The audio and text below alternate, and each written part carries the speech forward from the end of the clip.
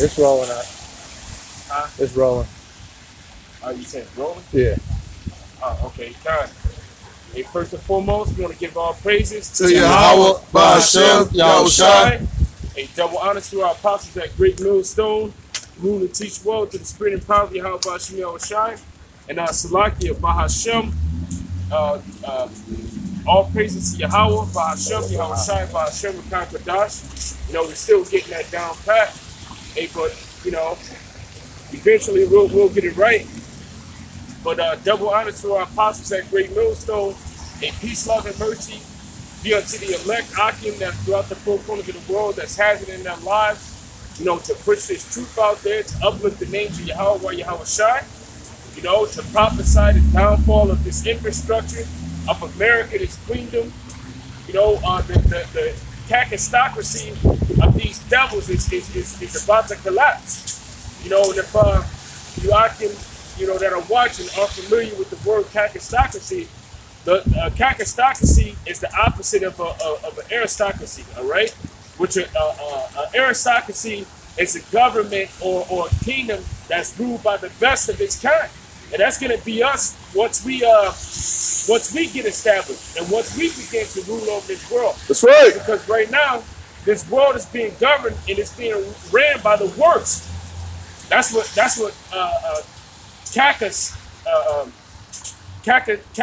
kakistocracy means. It means a government that's ruled by the worst of its kind. And can somebody grab that?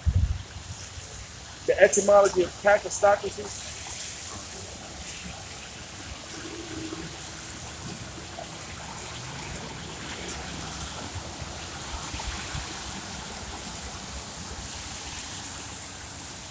Here you go. Just go ahead and read that. Kakistocracy, 1829. Government by the worst element of a society. It says governed by the worst element of society. Now, who's worse than these Edomites, man? They're the most lowest, most base, most vilest people. Now, if you take somebody that's base, that's low, you know, that's unintelligent, because there's nothing intelligent about the so-called white man, all right? Who in their intelligent mind would destroy the world the way that he did? You know, it would take a base person to do something like that. All right? Go ahead. Coined on analogy of its opposite. Of its opposite. Aristocracy. Yeah, which is aristocracy or aristocracy. Yeah, like aristocracy. which the word arist means pretty much like the best. You know, so once we get in rulership, we're gonna be the best that rule over. Why? Because we're gonna rule with principle, man. We're gonna rule with the judgment, with the statutes, with the laws of the Most High Heavenly Father. From Greek, kakistos, worse. Kakistos. You know, so hey, that right there, that's one of Esau's definitions. You know? Hey, can you grab Job 9:24? You know, hey, the scripture says that the earth is given into the hand of the wicked. Right. You know, so who's ruling over? You know, who's governing ship or leadership is the world under right now? Job chapter 9, verse 24. The earth is given into the hand of the wicked. He covereth the faces of the judges thereof. If not, where and who is he? God, because it's the Most High Heavenly Father that setteth up kings. It's the Most High Heavenly Father that puts people in positions of power, you know, to rule. You know, the Most High Heavenly Father has allowed every single nation the opportunity to rule over the earth. And who ruled it the worst? You know? Who ruled it the worst? Can you grab James 2 and 20? I got you.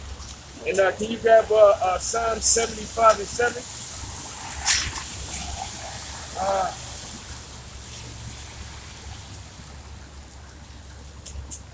One second, Papa Sean. This is Daniel's chapter 2 and verse 20. And it reads,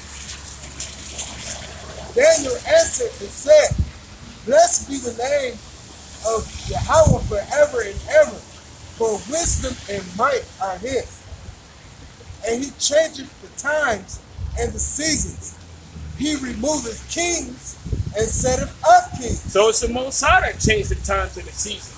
It's the Most High that setteth up kings and take down kings. It was the Most High Heavenly Father that took down Egypt, that took down the Assyrian Empire, that took down the Babylonian Empire, that raised up the Greek Empire, that took down the Greek Empire, that raised up the Roman Empire, that took down the Roman Empire, you know, and allowed it to get wounded unto death, and then to come back into power during the Renaissance period. All right, to establish a new world leadership. And it's the Most High Heavenly Father that's going to take those devils back down. Go ahead. Because Esau didn't assume power because of his greatness, all right? Esau didn't assume power because of his nobleness. The reason that this devil is in power is ultimately because the Most High allowed him to get into power, you know? And they're in power and they're ruling the world so that they can be an example of what not to be. You know, it was the Most High Heavenly Father, you know, that set up the order of things, all right? Because ultimately the kingdom is going to be given unto us, you know?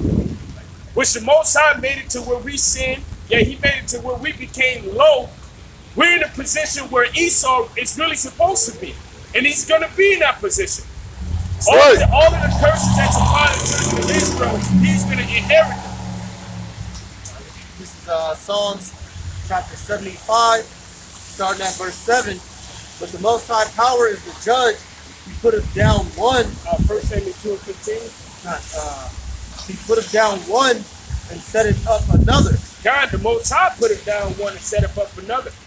You know, so promotion, you know, I believe it says somewhere in that same chapter that promotion doesn't come by man. It's the Most High Heavenly Father that allows, you know, certain rulers to gain power. Because the earth belongs to the Most High. You know, the heavens of heaven and everything that's in the heavens belong to the Most High, but the Most High gave the earth unto man. All right, and the Most High allow each, like I said, each man or each kingdom an opportunity to rule over. It just so happened that the Most High set it up for you devils to rule last. You know, because you're going to be the last of the heathen to ever rule over the planet Earth. That's right. Scott, go ahead. Psalm 75 verse 6. For promotion cometh neither from the east nor from the west. It doesn't come from the east or it doesn't come from the west. All right, America didn't make themselves the greatest nation on the planet Earth. The Most High set up America. And you're about to find out firsthand that the Most High sets up kingdoms and he takes down kingdoms. Go ahead. Nor from the south. Verse 7. But the Most High power is the judge. He putteth down one and setteth up another. Read the next verse too. Verse 8. For in the hand of Yahweh Bashem Yahushai there is a cup, and the wine is red, it is full of mixture, and he poureth out of the same, but the dregs thereof, all the wicked of the earth shall wring them out and drink them. God, so all of the wicked of the earth, you know, especially you so-called white people, you're about to wring out that cup, and you're about to drink it. You're about to drink the dregs of it, you know, which is the bottom part of the cup, which is the worst. You got that, Samuel? 1 Samuel chapter 2 and verse 15. Also, before they burnt the fat. That's it. Grab Malachi 1 and 4. Yeah, don't worry about it. I got it. No, because this world is being ruled over by the worst of its kind. You know, you might look at the rich elite banking families. You might see the way that they dress, the palaces that they live in. You know, you might look at the cars that they drive, the amount of money that they have in their bank account. But how'd they get it? They didn't get it because they're intelligent men, you know, they're noble men. All right, they didn't get it because they're governing the world through the knowledge of the Most High Heavenly Father, through the Bible, through righteousness. And the scripture tells you how they got the land. Can you find that in Nahum, the 3rd chapter?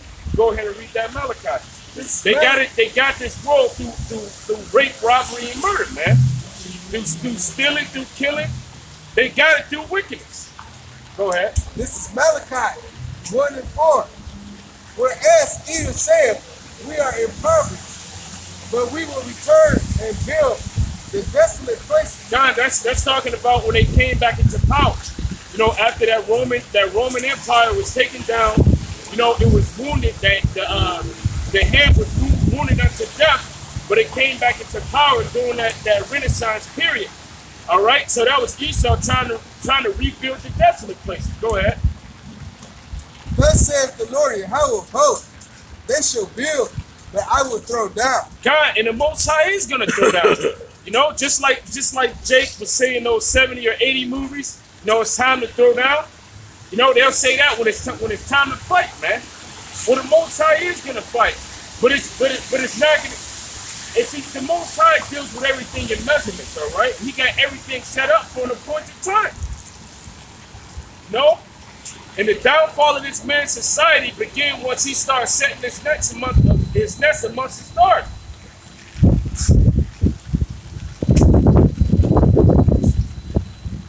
What's going on, huh?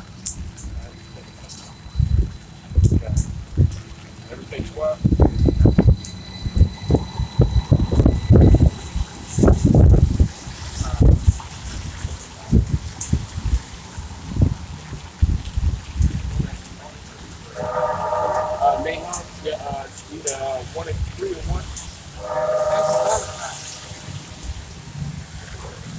They shall build, but I will throw down.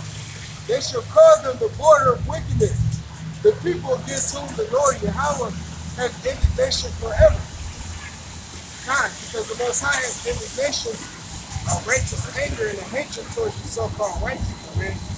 Edomites, man. And y'all started rebuilding back during the Renaissance age, but the Most High is about to tear that shit down. All this that you can build up real soon. That's right. Because you built it up off the violence. You built it up off the Negroes, Latinos, and Native Americans. All right? The children of Israel. Okay. But just as Jordan can say, because the scripture says that the earth is given into the hand of the wicked. Well, we're pulling over the earth right now. All right? It's the nation of Edom, which the Most High, in Malachi 1 and 4, he called them the border of wickedness. You got something up? They shall build. So like in verse 5, and your eyes shall see, and you shall say, the Lord Yahweh by Shem Yahushai, I got it, will be magnified from the border of Israel. John, can you grab Matthew 11 and 12? God. Yeah, I still want it. Let me grab that Matthew first. You know, because the scripture tells you that that the kingdom of heaven suffered violence, and the violent take it by force. How did you Edomites assume power? All right, you didn't get it because you were voted into office, because we elected you as the man for the job. Yet the Most High put you in power, you know, as the wicked. But basically what we're trying to paint is the illustration that you're not the greatest of people. All right. You said Matthew 1 and 12, right? Matthew 11 and 12. Okay. This is Matthew chapter 11 and verse 12. And it reads, and from the days of John the Baptist until now, the kingdom of heaven suffers violence, and the violent take it by force. God, and the kingdom of heaven is still suffering violence. You know, because you devil is in power. And you're people that rule by the sword. You don't rule by the books of righteousness. You don't rule by the laws of uprightness. Matter of fact, it tells you that in the scriptures. Can you grab Isaiah 26 and 10. You come with that thing, huh?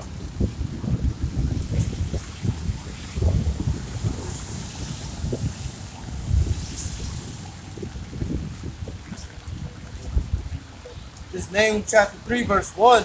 Woe to the bloody city. It is all full of lies and robbery. The prey departeth not. The noise of a whip and the noise of a rattling of the wheels and of the prancing horses and of the jumping chariots.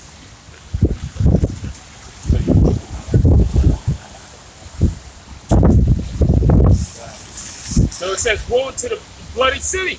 It is full of robbery. All right, how'd you get the land of America? How'd you get all the resources that you have?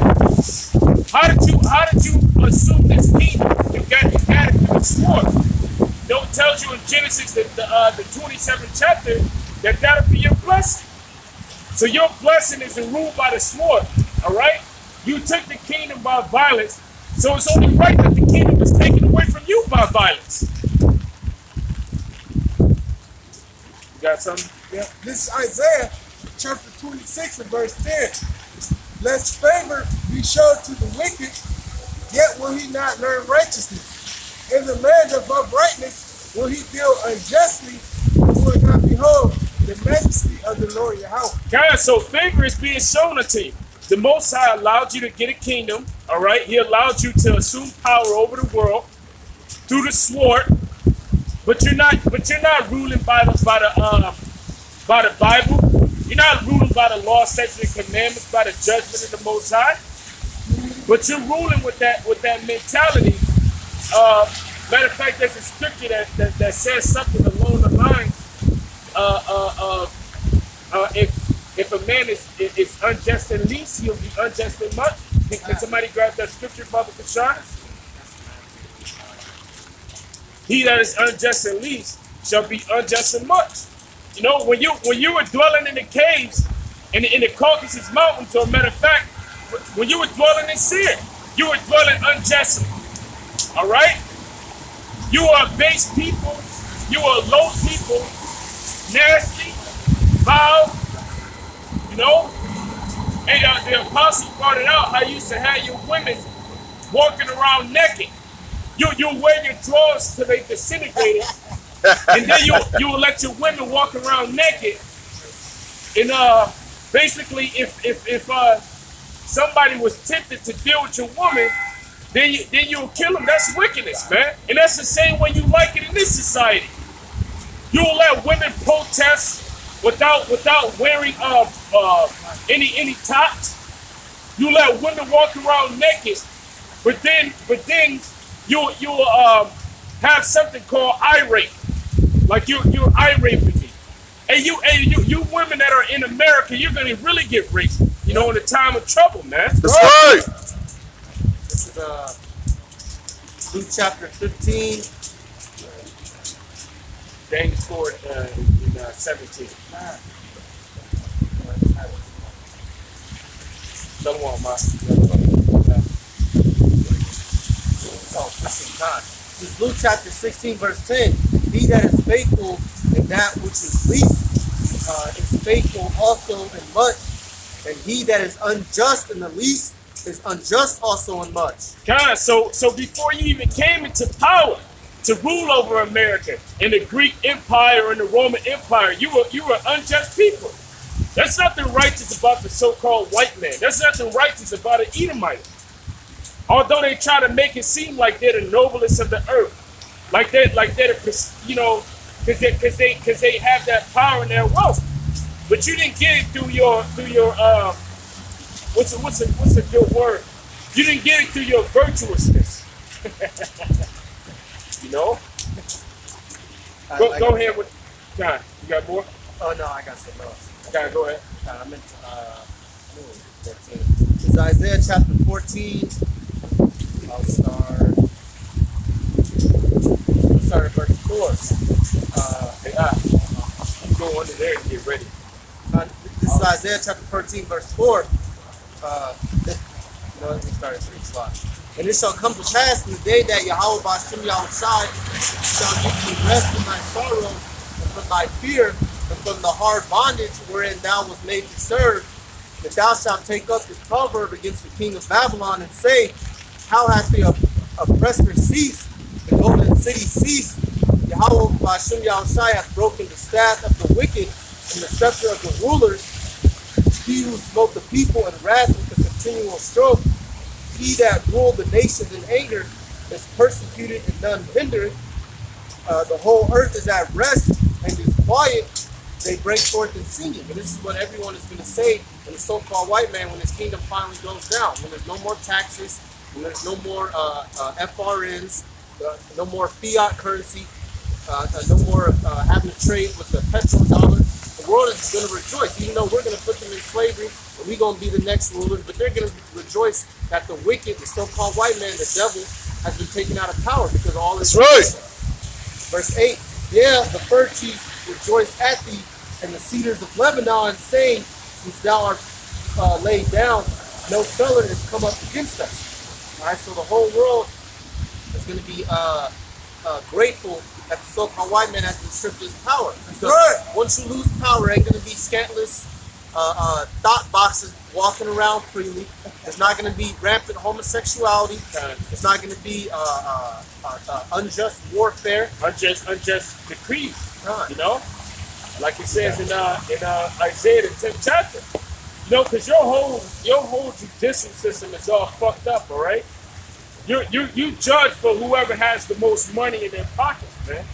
So somebody can rob an elderly man, you know, kill him, dismember his body, rape his wife, what's some more gruesome shit? You know, kill a family dog.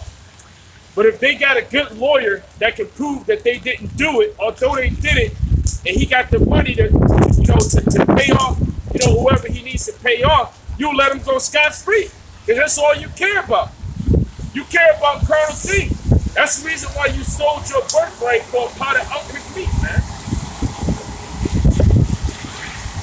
So you being the base people, you being the worst or the bad people, when you assume power, basically this system was doomed to collapse. Your rulership was doomed to collapse because it's ruled by the worst of its kind. It's ruled by the wicked. First of all, the brother mentioned homosexuality. All right, can somebody grab 2 Peter 2 or 2 and 6? But go ahead with that Dave. This is Daniel 4 and 17, and it reads, this matter is by the decree of the watchers and the demand by the word of the holy ones, to the intent that the living may know that the Most High, Yahweh, ruleth in the kingdom of men, and giveth it to whomsoever he will, and setteth it selected, and setteth up over it the basis of men. So Esau is the basis of men. You know, the precept to that is Job the 30th chapter. All right, the word base is a people that's of no reputation. You know, they're not renowned. Hey, the scriptures even tell you that in the book of Job. There's another precept. It says the children of evildoers will not be renowned. You're not going to be a people of a reputation, all right? And the scripture tells you that the people are going to rejoice when you're taken down. You know, they're not going to celebrate. There's going to be a moment in history, in history that's soon to come, where people are going to say, man, what happened to those Edomites? All right, the Lord is going to make it to where you get destroyed completely. And we're going to put so much hell in these devils. I was watching the brother from Hawaii last night, the brother from Hawaii, because he got another brother with him. And he was saying that we're going to put so much hell on you devils, at the end of that 1,000 years, y'all going to run and jump y'all asses in that fire. Man. They gonna want to be in that fire. Yeah. I got to preach that. Now, go ahead. That's Job. Yeah. Let's start from verse 1. Okay. This is Job chapter 30. Hey, because this is Get on Esau Day, all right? Yeah. Which we're going to get into the whole Syrian thing as well. You know, because America is a bully, all right? America is an arrogant, proud bully of the world. And these nations are getting fed up with it. Go ahead. Job chapter 30 and verse 1. But now they that are younger than I have me in derision. Who are younger than we? All right, it's the nation of Edom. Those are the young ones, and they got us in derision. What does the word derision mean? Somebody might pull it up in the dictionary.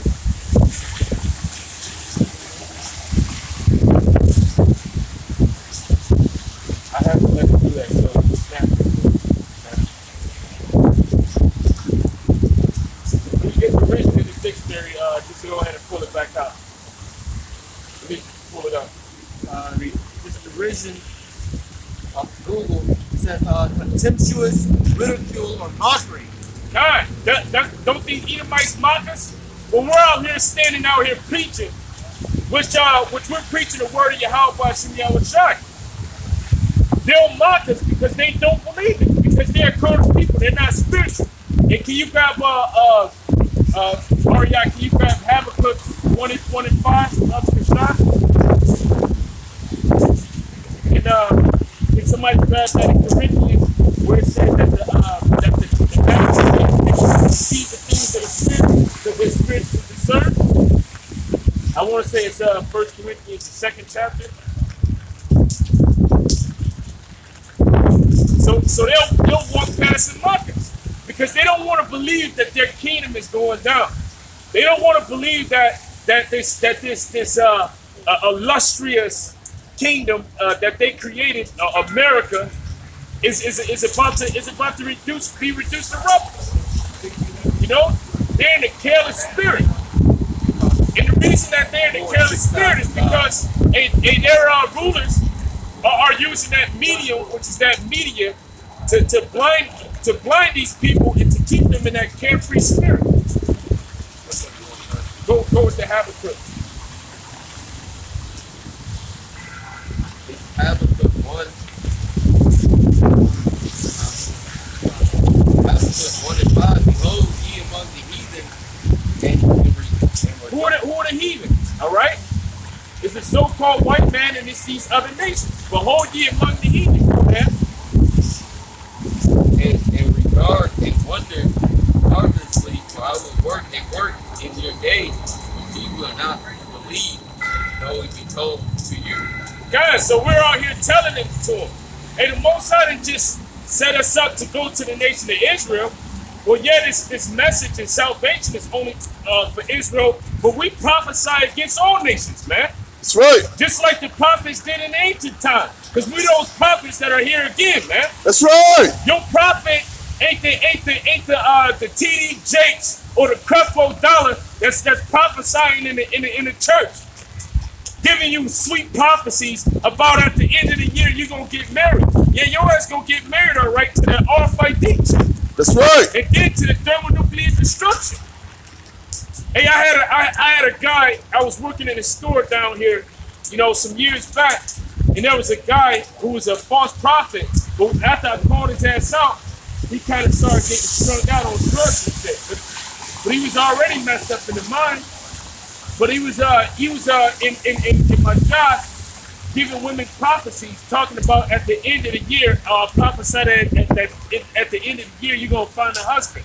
That's not a fucking prophecy, all right, man. Can somebody grab Jeremiah 28:8, Robert Kashar? You know, when prophets came on the scene, they were bold as lions, man. That's right. They said some shit that made people want to kill them, man. The so-called white man wants to kill us for the things that we're saying. And because we're a threat to his kingdom, man. We're a threat to his new world order because we're exposing him. He can't do shit without us exposing his ass. Go ahead.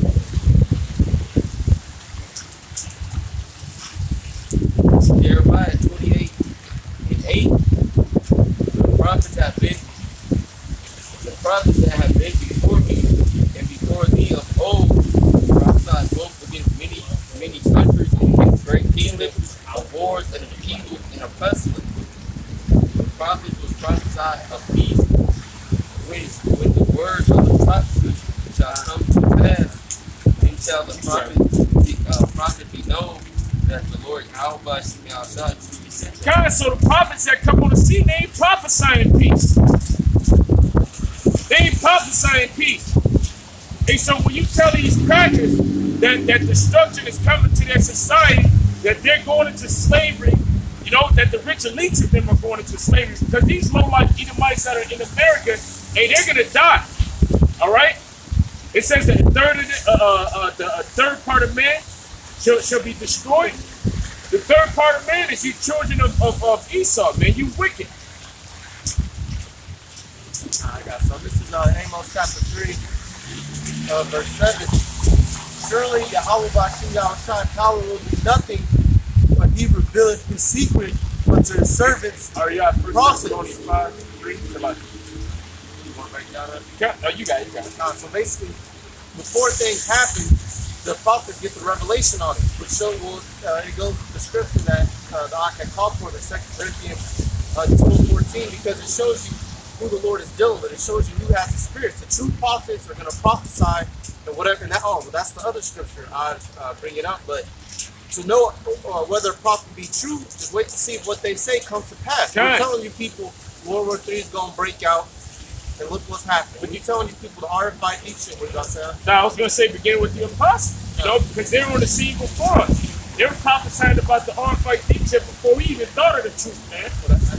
You know? I was about to say, even, you know, the new scoffers, the new topic that scoffers are throwing up about Elder Ariyah, or High Priest Ariyah, that his dream was incorrect. But if you read that Amos 3:7, you know that was a spiritual dream. The Lord reveals his secrets unto his prophets.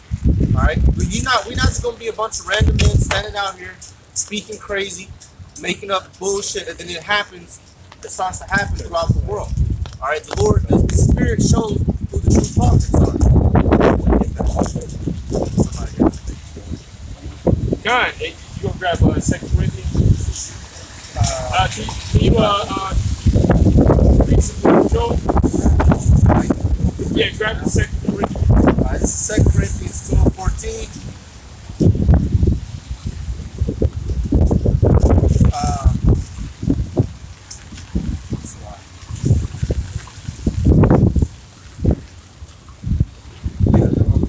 First Corinthians 2:14. But the natural man receiveth not things in the spirit of the Most High power, for they are foolishness unto him, neither can he know them because they are spiritually discerned. God, so the brother just read the scripture in the book of Amos. You know, the Most High only reveals his secrets into his servants and prophets. You know, so that's the reason why we're the only ones that can comprehend and understand. Us and the 1/3 of the nation of Israel, because we're the only ones that are set up to receive it. But the so-called white man is a natural man. You know, he's a carnal man, a beast, low-level man. You know, so he can't comprehend these things. And that's the reason why they're crying peace and safety. Like it says in 1 Thessalonians. You know, did somebody grab it? 1 Thessalonians 5.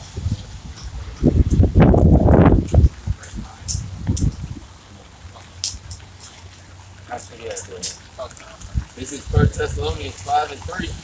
For when they say peace and safety, the sudden destruction cometh upon them, as a travail upon a woman with child, and they shall not escape.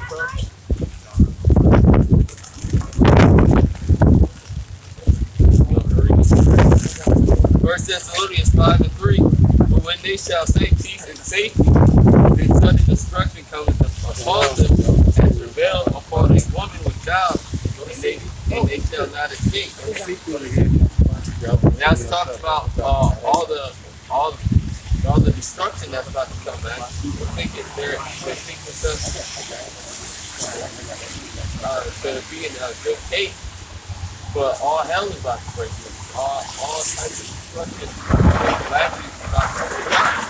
That's why I said when they say peace and safety, that's why I think it's going to be good in America and good around the world, but it's not. It's going to be great, man, and destruction. God, these Edomites can't keep doing what they're doing around the world and then expect everybody to put up with the shit. All right, you can't keep just bombing the country. Here it is. It's a legitimate government. It's a legal government and a sovereign government, which I'm speaking in regards to Syria, which they can govern their own affairs. Why in the hell are you trying to dictate of what goes on in someone else's country? That's the pride of America. That's their arrogancy. That's Isaiah said he increases his desires as hell. The so-called white man, he's gluttonous and greedy. He's not satisfied with just his own homeland. That's why there's the military everywhere. And that's just like how it was in ancient Rome. It showed you it's the same place because they're doing the same things. And that's going to be their downfall. They want to meddle in other countries' businesses. All right, Syria, look at Syria's allies. They're not, things like that are just going to go unpunished. You can't go around fucking with everything. They have a bigger brother. You can't go around beating up niggas on the block. Somebody knows somebody. And you know that's what Putin is saying. He's saying that there's articles on it. Putin is saying that the attacks that America just did on Syria is not going to go unpunished. No, so what you're going to keep doing is you're going to keep poking that bear and poking that bear and poking that bear until that bear stands on his two hind feet and attack. You know, and that's the scriptures being fulfilled. All right. Can somebody grab Revelation 20?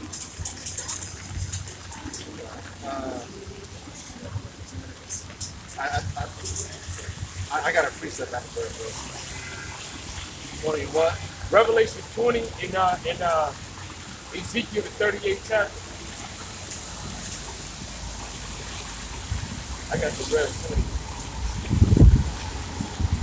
Revelation 20 and beginning at verse 7, it says, and when 1,000 years are expired, Satan shall be loosed out of his prison and shall go to deceive the nations which are in the four quarters of the earth, Gog and Magog, to gather with them, to gather them together to battle, the number of whom is as the sand of the sea.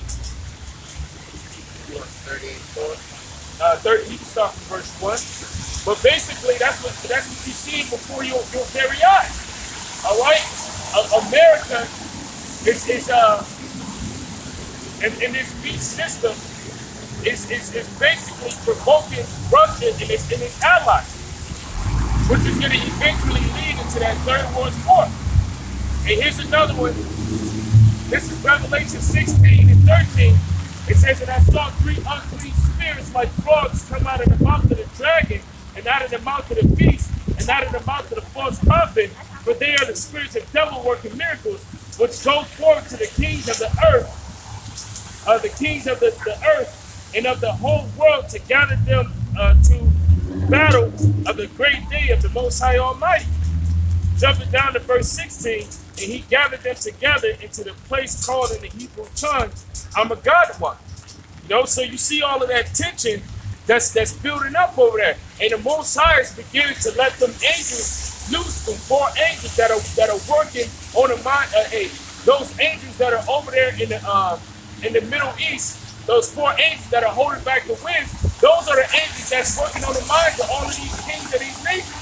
You know, so that they can gather together to go and fight in that valley of Yehoshaphat. This is Ezekiel chapter 38, verse 1. And the word of Yahweh Bashem Yahushai came unto me, saying, Son of man, set thy face against Gog, the land of Magog. God, which is in Russian.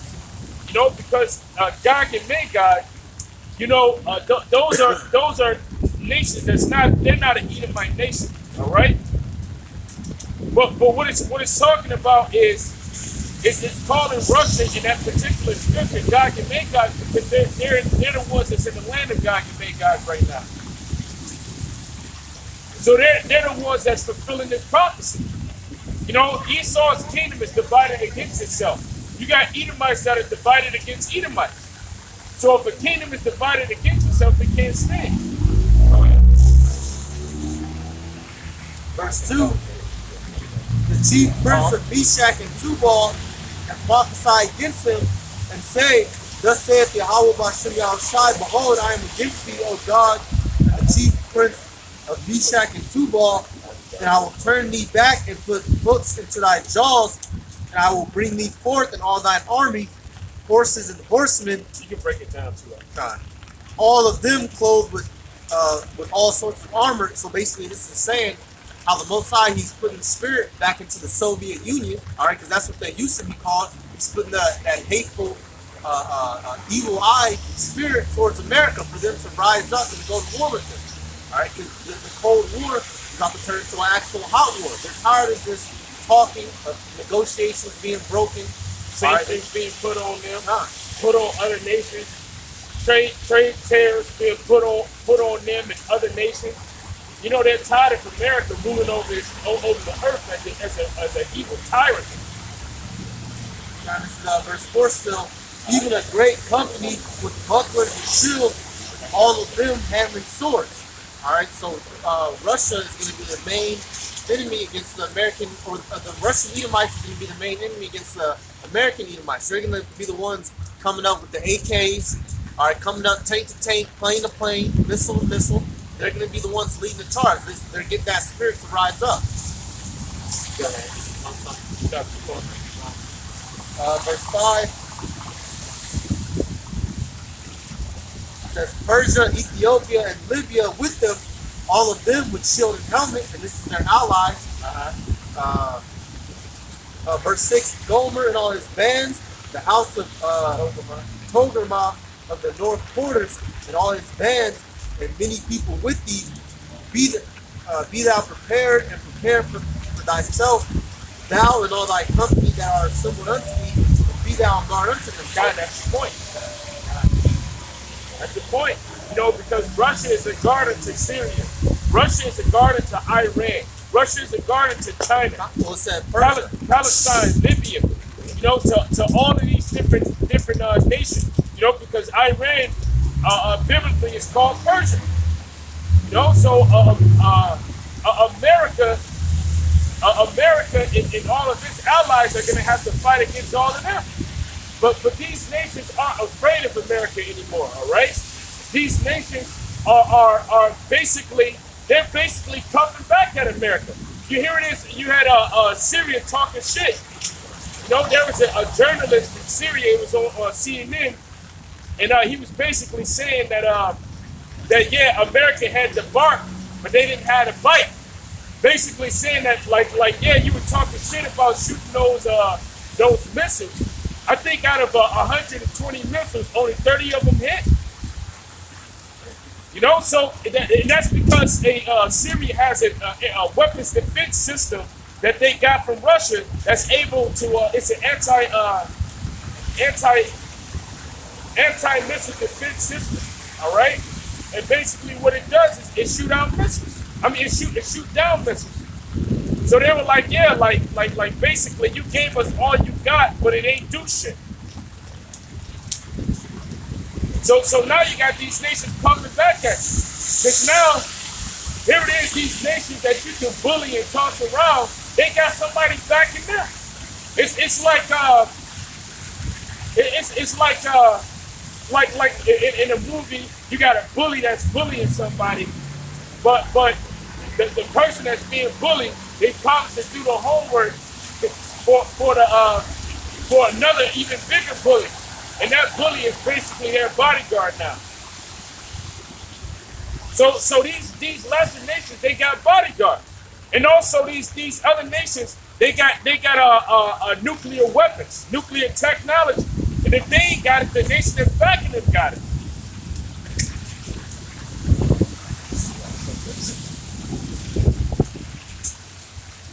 Isaiah 13, and for the noise of a multitude in the mountain. Somebody get Joel 3rd chapter of that.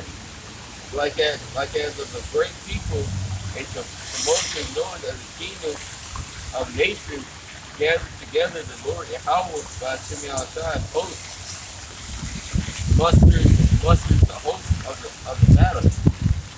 That's about World War III. The Lord is stirring up all these other nations to be prepared for battle. Like they beat their plowshares into sword.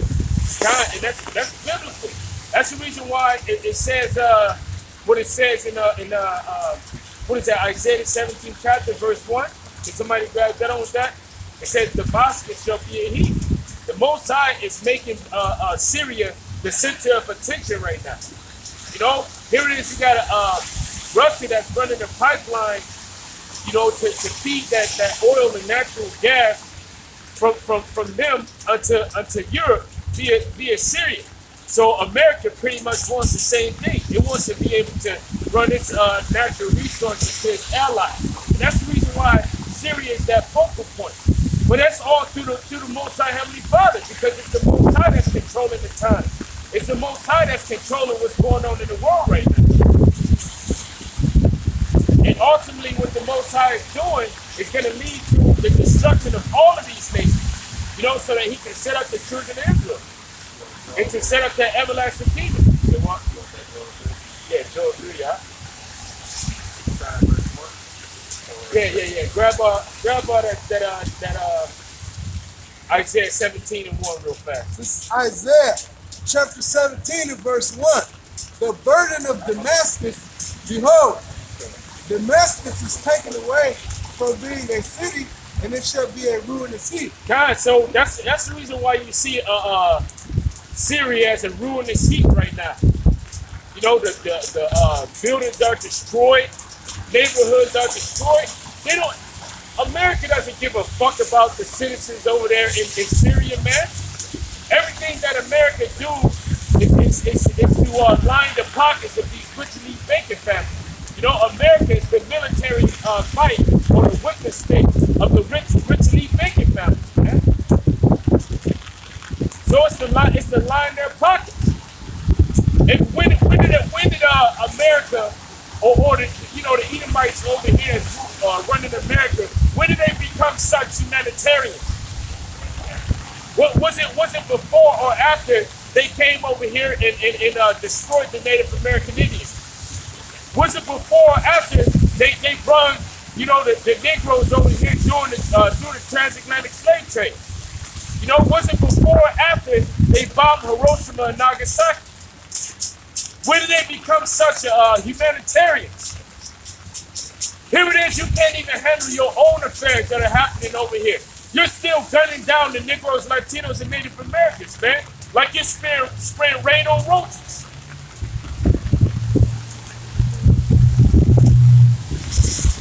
So the Most High got something for you. And not just for you, for all nations. The Most High is going to plead against all of you nations for our sake. You know, that's the reason why the Most High is making Syria the hotbed and the center of attention for all of the world war right now. For all of that, the pretty much the war that's going on in the world. All of these nations are drawn down into that valley. Go ahead. Joel chapter 3 verse 1, for behold, in those days and in that time, when I shall bring again the captivity of Judah and Jerusalem, I will also gather all nations and will bring them down into the valley of Jehoshaphat. God, which the Most High is gathering the children of Judah and Jerusalem right now, or the children of Judah and Israel. And how is he gathering them? He gathering them by way of the word, by way of his holy prophets. You know, and you know what? That's the reason why the Most High is going to bring judgment upon niggas like Enoch, you know, in the Good Samaritan. That's the reason why the Lord is going to bring judgment upon niggas like Nazariah. All right? Because here it is. It's the fucking end, all right? And you're thinking that the Most High is going to give you some deep revelations that he didn't give to anybody else about the 12 tribe sign. You know, basically, they're talking about scratch out all of don't scratch out the tribes, but scratch out all of the other nations that are on there. But you can prove that each nation corresponds with each tribe on there by way of biblical prophecy. But it's just the fact that they lost the oil. They're not continuing in those things that they have learned and being assured of who they have learned them from. But you have a personal grudge or personal vendetta against these men. So therefore, you can't come up against them and talk shit against them, but still teach the same thing that they teach. So what you do is you change the whole doctrine only because you're mad at them, man. It's not because the Most High Heavenly Father is dealing with you. So guess what? You got a judgment that's coming. Here it is, the Most High is bringing again the children of Israel by way of his holy men that he set up. And we're helping to, can somebody grab Ezekiel, the 37th chapter of Baba Kashah? We're helping to give our people identity by way of biblical prophecy, by way of the Holy Spirit. But what are you doing? You're plucking the skin off them. We're going to get back to it.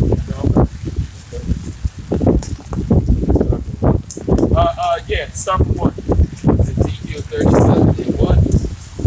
The hand of the Lord Yahweh was upon me and carried me out in the spirit of the Lord and set me down in the midst of the valley, which was full of bones, and caused me to pass by them round about.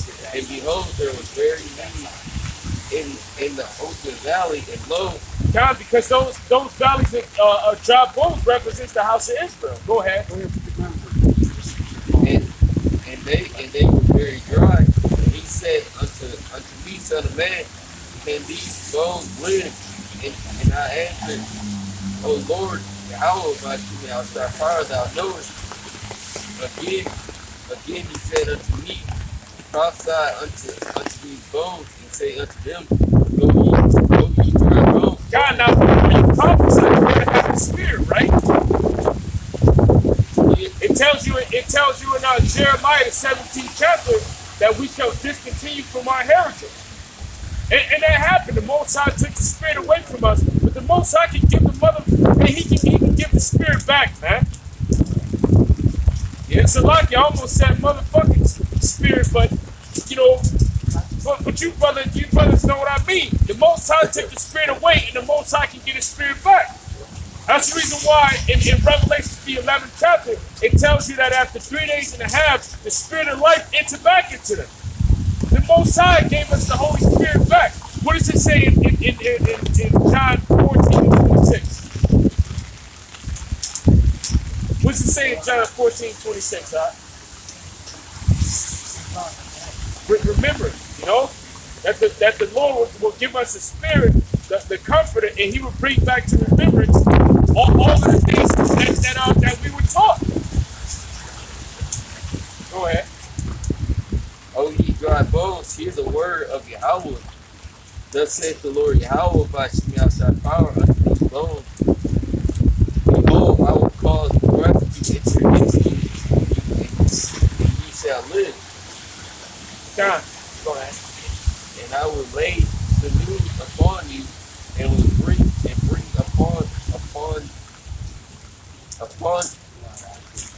upon you, and cover you with skin, and put breath in you, and ye shall live, and ye shall know that I am the Lord Yahweh by Shemiah. So I prophesied as I was commanded. As I prophesied, there was a noise, and behold, a shaking, and the bones came together, bone to his bone. And when I behold, lo, the skin and the flesh came upon them, and the skin covered them about. God, and the skin covered them about. Go ahead. But there was no breath in them. So hey, you still got some Israelites that are out there that don't have the breath. And then you got Israelites that are losing the breath, man. The Most High is taking the breath away from them. And there ain't nobody coming to give you CPR or no mouth-to-mouth resuscitation. You just gonna die. You just gonna die. Well, a lot of you are already dead. You're zombies, man. Can somebody grab that in Micah? Put the skin. I want to say it's like Micah, the 2nd chapter, or 3rd chapter. I want to say 3. Because this is common sense right here. All right. First of all, They're saying that because it's the lost sheep of the house of Israel, right? Because the scripture says the lost sheep of the house of Israel. But we're using the word to fucking find them, man. That's right. That's the reason why the scripture says in Romans, the 8th chapter, if our spirit bear witness with their spirit that you are the children of the Most High. We're using the word to find them. And common sense would tell you, in order, hey, you will have to have a corresponding nation to go with the tribes that's on that side, man, to be able to identify who the children of Israel is. Now you're gonna have confusion of faces that wake up to this thing. Everybody's lineage and DNA you can't trace back. But if their spirit agrees with what we're saying, then chances are they're Israelites, man. This is Micah chapter 3, starting at verse 1. And I say, hear, I pray you, O heads of Jacob, and ye princes of the house of Israel, is it not for you to know judgment, who hate the good and love the evil, who pluck off their skin from off them, and their flesh from off their bones? God, so you're trying to strip them of their identity, man. You're trying to strip the nation of Israel. Here it is, the Most High waited all the way to the end to give you niggas revelations to strip the nation of Israel from their identity, man. Verse 3. It says, who also eat the flesh of my people and flay their skin from off them, and they break their bones and chop them in pieces, as for the pot and as flesh within the cauldron. So you trying to rescatter the nation of Israel. Here it is, the Most High made it to where men before you, men that taught you the truth, they're laboring hard to gather the children of Israel through the spirit of power of Yahweh Bashim Yahushai. But you're trying to rescatter them, man. You're bringing confusion, man. And the Most High is not the author of confusion. And that's the reason why you niggas is about to die strange deaths. Can you grab Job 31 and 3, Baba Kasha? You got more on Ezekiel 37? Yeah, go down to the stick. Like 12, or maybe a little bit further down, like 14 or 16.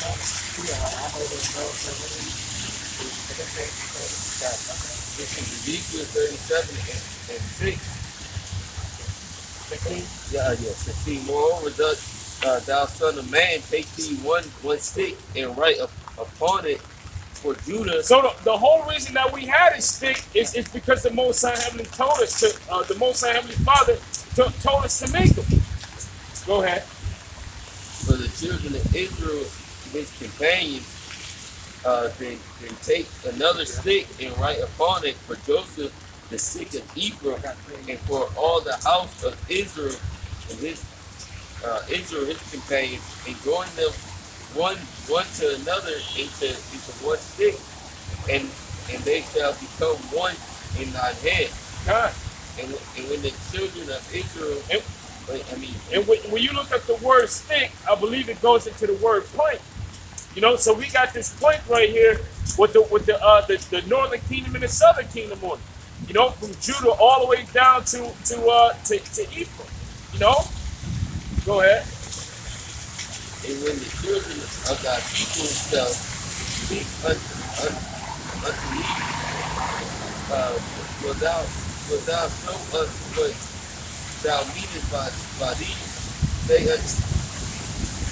Say unto them, thus says the Lord Yahweh by thy power, behold, I will take the stick of Joseph, which is in the hand of Ephraim, and the stick of Israel, his fellows, and will put them with them. God, because there was a separation that happened between the two nations. You know, Israel was separated into two nations. It was separated into two kingdoms. But now the Most High during this time, the Most High is bringing them back together. Go ahead. By way of what? By way of the word of the Most High, Heavenly Father. Go ahead. Even with the stick of Joseph, and make them one stick. The stick of Judah, and make them one stick, and they shall be one in my hand. And the stick whereof Thou writest shall be in thy hand before their eyes. God, so there are people, there are groups that are void of faith. You know, the spirit of Yahweh Shem Yahushua ain't dealing with them no more. You know, the Most High take that oil away from you. Brother, got precept? Yeah, this Nah, is, go ahead. No, you got this. this is that Job 31:3. It's not destruction to the wicked God, that's right. and a strange punishment to the workers of iniquity. And that's what's coming to you, people, man. That's when they change up the doctrine, man. The scripture says continue in the doctrine. So that's coming, strange punishments. And being the Most High, they'll make it public. He gonna make it to where those of us who you done changed this and tried to put it on us, we gonna see it. It's gonna be, we're gonna see you on the news twisted up. Hey, can you grab number 16? I got it. Yeah, go ahead. This is Matthew chapter 7, starting at verse 17. All right, this is directed at some karma. Verse 17. Even so, every good tree bringeth forth good fruit, but a corrupt tree bringeth forth evil fruit. A good tree cannot bring forth evil fruit, neither can a corrupt tree bring forth good fruit. All right, so it's going to be shown. I mean, we already know what type of trees are, but obviously y'all not bringing forth good fruit. All right, you talking all that, but you got niggas that you can't smoke and weed. All right, you got niggas wearing they hats while prophesying. It's being shown what type of fruit y'all are.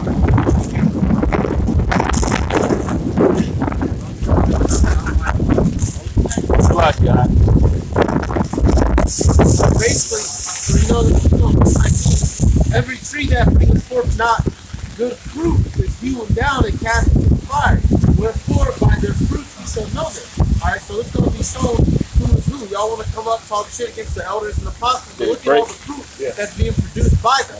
After the 10 years of them going out, doing what they've been doing, all these brothers have been waking up. Alright, where were you niggas at 10 some years ago? You niggas was alive, some of you niggas is 30, 28, higher 20s. You niggas was alive 10 years ago. How come y'all wasn't out here doing this work? And all of a sudden, I was dealing with y'all. all of a sudden the Lord zaps you with the knowledge, and now you the men. Are y'all gonna be the same men that came up against Moses? Oh, can we not? Are you the only man that the Lord is dealing with? And then y'all gonna be talking all that shit, and the Lord is gonna destroy you upon all of a sudden. That's right. It is. I want to say number 16. Going out of that other thing you call for. Gotta stop for one, y'all.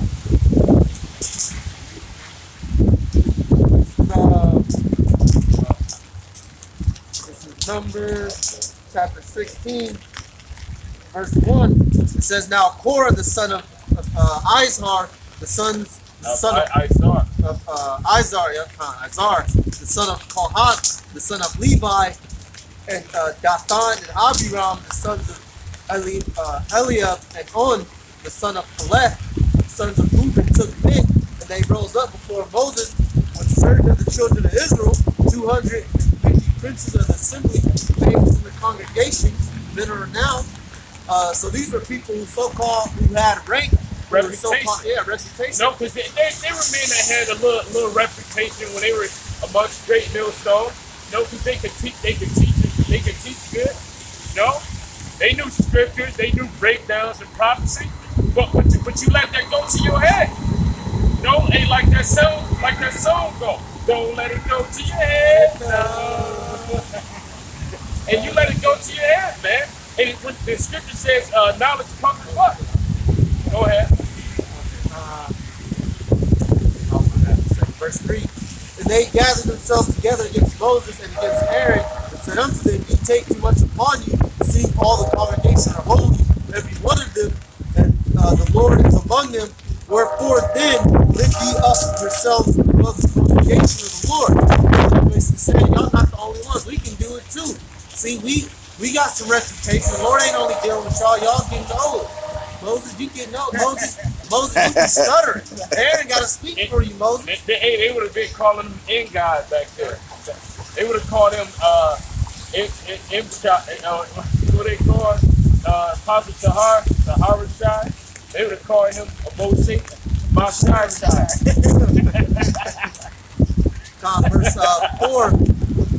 Verse 4, and when Moses heard it, he fell upon his face. Why? Because he knew they was coming with some wickedness. He started praying because he knew that you niggas was going off. You can't just sit in your own, you can't just sit in your lane and be cool and all. You gotta be the top man. Verse 5. Just humble, man. Just humble yourself down. You know? You ain't gotta be the guy on top. You ain't gotta be the guy that because the scripture says pretty much with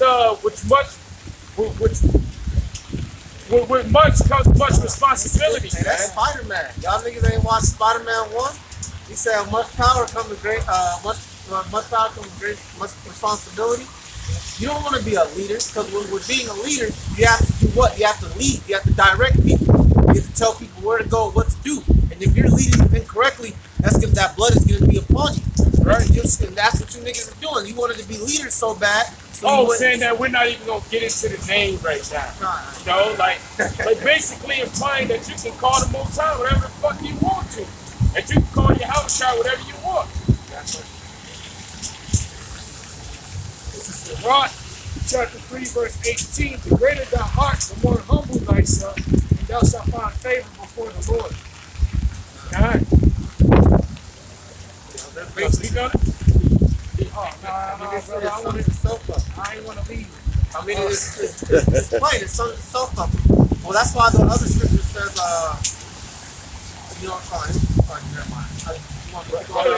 Brothers out here spitting a hot 16 light.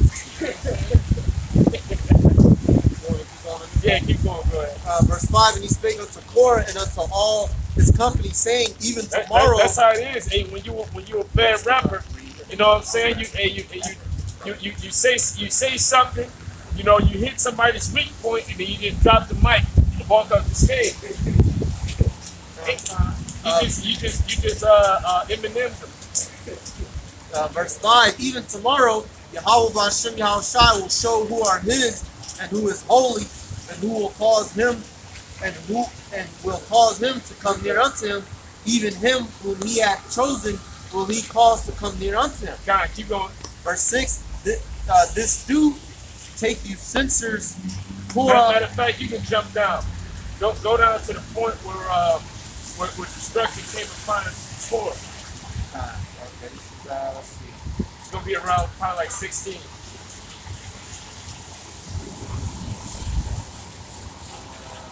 It's look for where it says if the Most High create a new thing in the earth.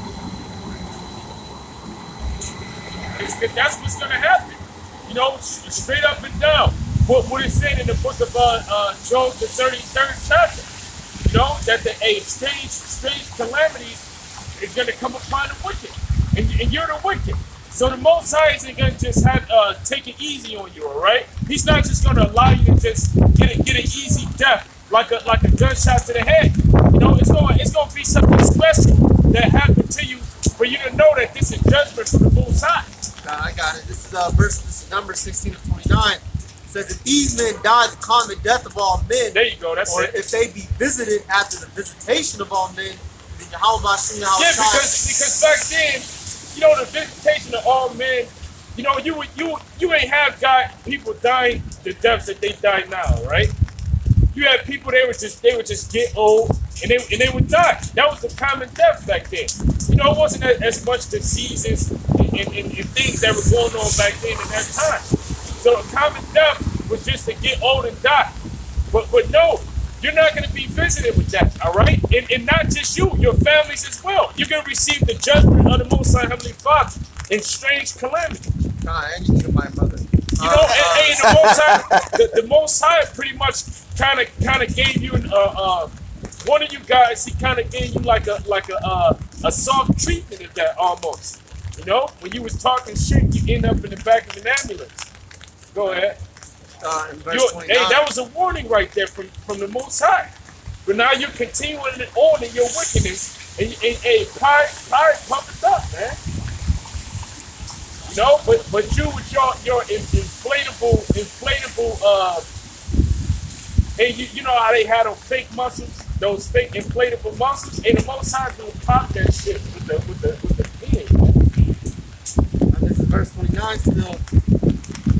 For if they be visited after the visitation of all men, for the Lord hath not sent me, but if the Lord make a new thing and the earth open her mouth and swallow them up with all that appertain unto them, and they go down quick into the pit, then ye shall understand that these men have provoked Yahweh Bashem Yahushai. Guys, so with all of these strange breakdowns, all of these lies that you're spewing out of your mouth, you're provoking Yahweh Bashem Yahushai, man. No, so he's about to bring his judgment. Verse 31, and it came to pass, as he had made and ended up speaking all these words, that the ground clave asunder that was under them, and the earth opened her mouth and swallowed them up in their houses, and all the men that appertained unto Korah and all their goods, they and all that appertained to them went down alive into the pit, and the earth closed upon them, and they perished from among the congregation. So, hey, let y'all brothers got to do something enough with these niggas. Let's get back on World War III. Still got that Joel 3rd chapter. Brother was reading.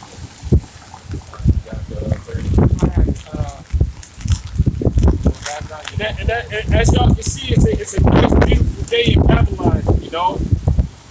It's a beautiful day to be prophesying of the highways in heaven.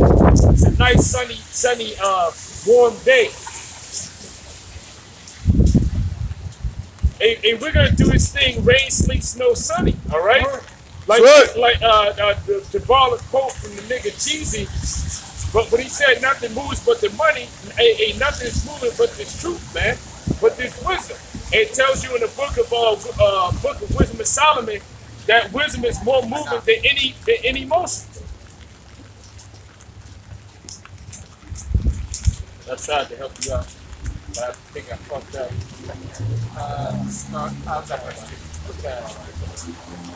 This is Joel, chapter 3, and verse 2.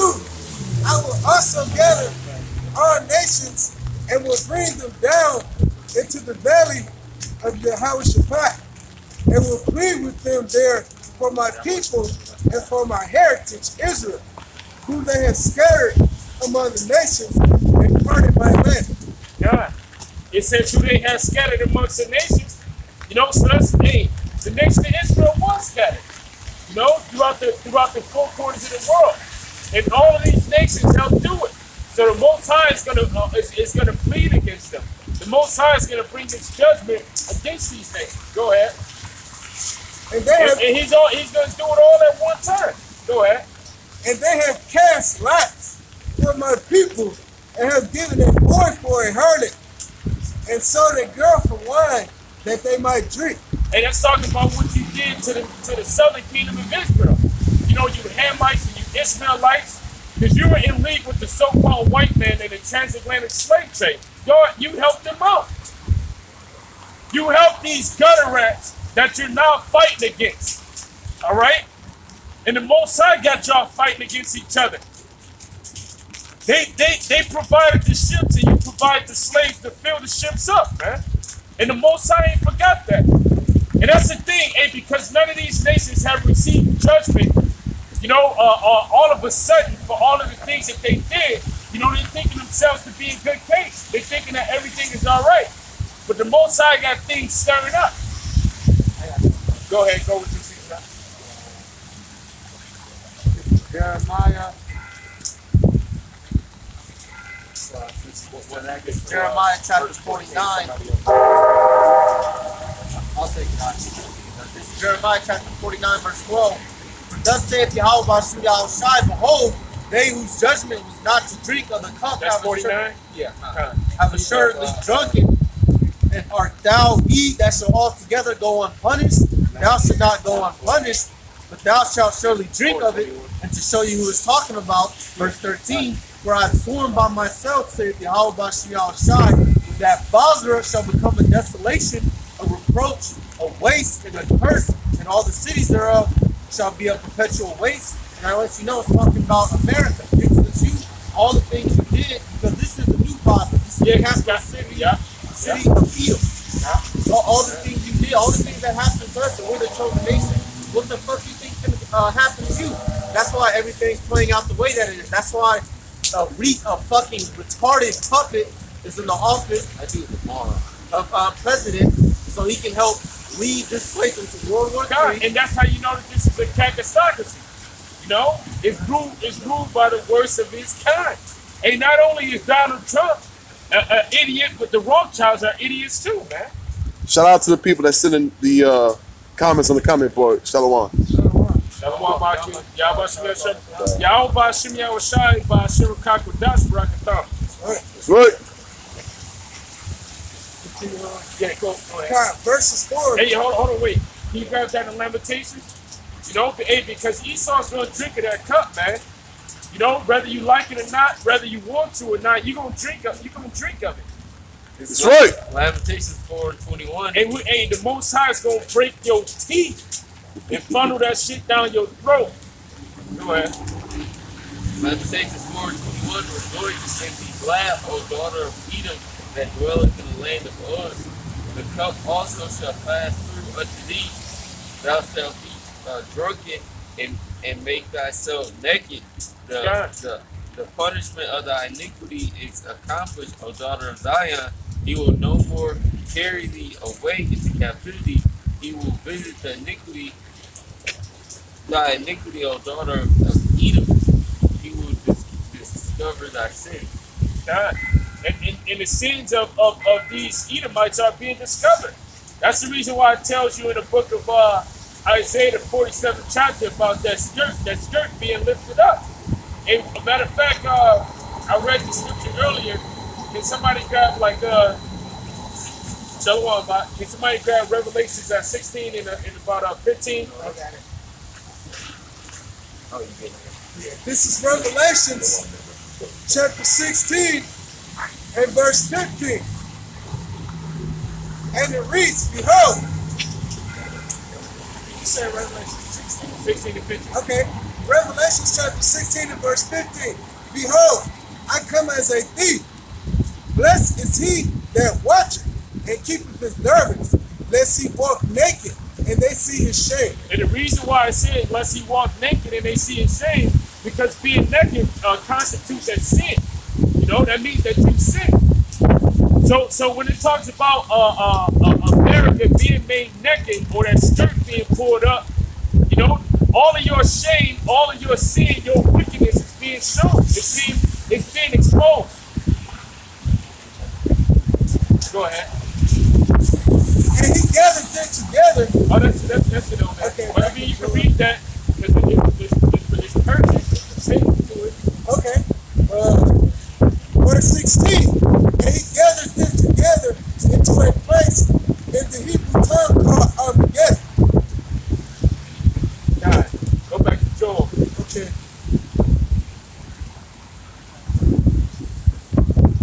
Back in Joel chapter 3 and verse 3. And they have cast lots for my people, and have given a boy for an harlot, and sold a girl for wine, that they might drink. Yeah, and what have ye to do with me, O Tyre and Zidon, in all the coasts of Palestine? Will ye render me a recompense? All you heathens, Ishmael, Ham, Esau, all of y'all put your hands on it, so you're not gonna make it out of here clean.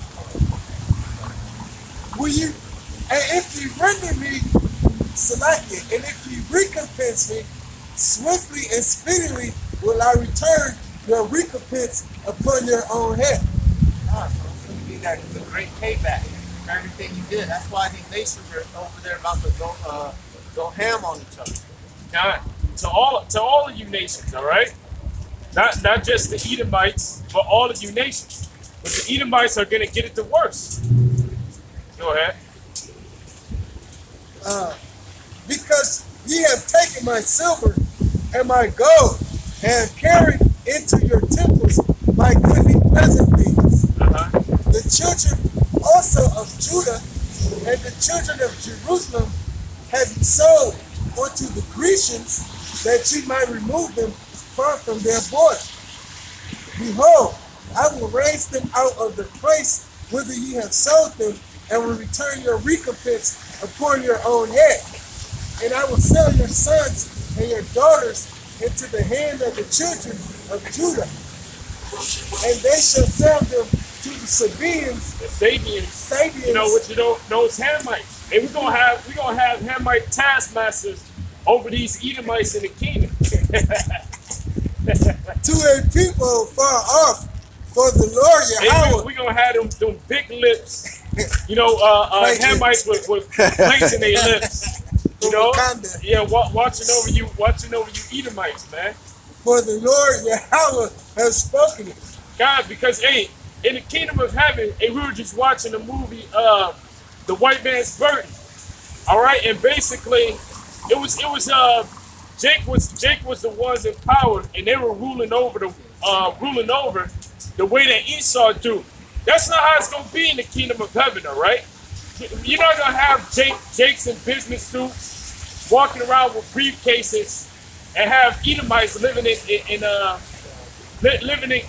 ghettos and looking for work. That's it on that one. Hey, as you can see, we out here dealing with the elements, man. You know, but you ain't gonna have Edomites that are searching for work and going to and what's that thing called? And here in Michigan, when you're looking for a job, they got something called Michigan Works, and you looking for employment, and you Edomites are gonna have continual employment, man. You ain't gonna have to look for a job, all right? And we're not going to call you employees. We got a special name for you. You know, it's called slaves. Go ahead, Art. Hey, you mind making another run? Get, you know, a couple more umbrellas. Proclaim ye this among the Gentiles. Prepare war. Wake up, the mighty men. Let all the men of war draw near. Let them come up. Beat your plowshares into swords, and your pruning hooks into spears. Let the weak say, I am strong. And those weak are these other nations, man. They now have the nuclear capability to send missiles back on America. Verse 11, assemble yourselves and come all ye heathen, and gather yourselves round about. Hither, because thy mighty ones to come down, O Lord Yahweh. Let the heathen be wakened and come up to God, it says, let your mighty ones come down, because even those angels are going to get involved. That's the reason why when all of this takes place, all right, you ain't gonna have nations trying to rise back up. You ain't gonna have no you got a certain group that like to preach that after Israel gets in the land, Russia's gonna think it. After the true Israelites get in the land, Russia's gonna think an evil thought and come up against the true children of Israel. That ain't gonna happen, man. All right, when you read Ezekiel the 38th chapter, verse 8, that's talking about Russia actually destroying the gutter rats that are in the land of Israel right now. That's the reason why when you jump over to the next chapter, Ezekiel the 39th chapter, it talks about all of the dead bodies that are laying over there, you know? Because these are all of the dead people that's gonna get killed. They're gonna get killed by Yahushua and the angels when they return. That's right. Well, why do you think you had Ronald Reagan talking about starting the Star Wars program, or you had you got Donald Trump talking about starting a so-called space force? That's because they know that Yahushua is coming. Now, when Yahushua comes and the angel comes and they do their thing over in the valley of Yehoshaphat, who's gonna want to rise up to try to become another great nation in the world after that? Nobody. They all gonna be destroyed, man. All of the kings and the leaders and the rulers and their armies are gonna be destroyed over in the valley of Yehoshaphat, man. That's right. And the next rulers that's gonna rule over is gonna be the children of Israel, and we're gonna rule under an aristocracy, man. You know, we're gonna be the best that are ruling. Go ahead.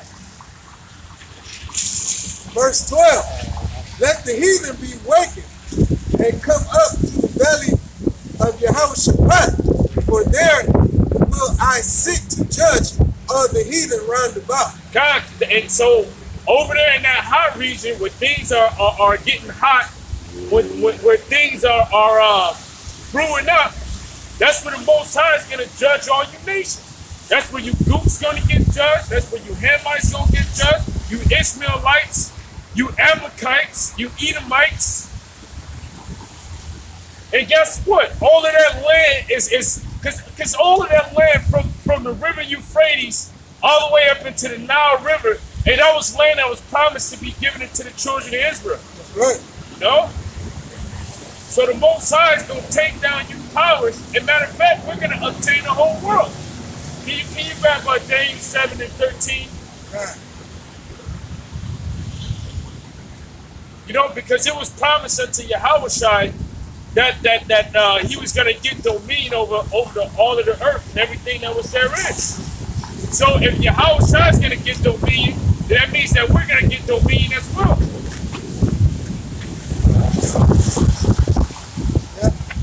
Let's go. You ready for it to come out, brother? Yeah, go ahead. This is Daniel chapter 7 and verse 13. I saw in the night visions, and behold, one like the Son of Man came with the clouds of heaven, and came to the Ancient of Days, and they brought him near before him. And there was given him dominion and glory, and a kingdom that all people, nations, and languages should serve him. His dominion is an everlasting dominion which shall not pass away, and his kingdom that which shall not be destroyed. God, jump to 18. Verse 18. But the saints of the Most High Yahweh shall take the kingdom and possess the kingdom forever, even forever and ever. And who are the saints? The Israelites. God, that's a saint. Matter of fact, Psalms 148 and 12. God.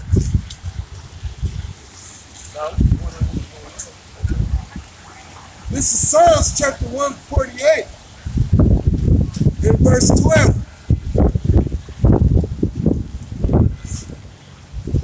Both young men and maidens, old men and children. Maybe it's not 14. It's 14. Also exalted the Lord of his people, the praise of all his saints, even of the children of Israel, a people near unto him. Praise ye the Lord Yahweh. God, and so that's and you know, this is how Americans gonna break down, right? Like this umbrella. and if you go to the book of Psalms chapter 6, it tells you who the saints are. The saints are who the Most High made his covenant with.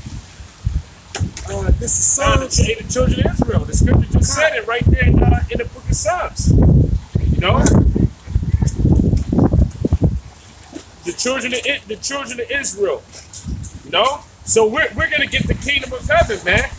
None of you other nations are gonna rule over it. Can you go back to Daniel 7 chapter and go to I want to say like a couple of scriptures from the last verse. All right, I'm gonna start at 6:8. And you know what? I'm gonna prophesy with my hood on. I ain't gonna do it. Take it off on that, because that's a new doctrine. You know, you can prophesy with a Gucci star, with a Louis Vuitton star.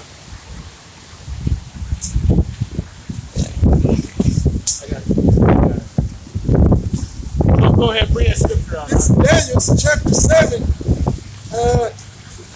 I'll start at verse 25. And he shall speak great words against the Most High, and shall wear out the saints of the Most High, and think to change times and laws. That's 25, right? We'll be around like 28. So go to 28? No. Okay. And that shall be given into his hand until a time and times, and the dividing of time. But the judgment shall sit, and they shall take away his dominion, to consume and to destroy it unto the end. And the kingdom and dominion and the greatness of the kingdom under the whole heaven. And hold on, wait. Say that again. And the verse 27.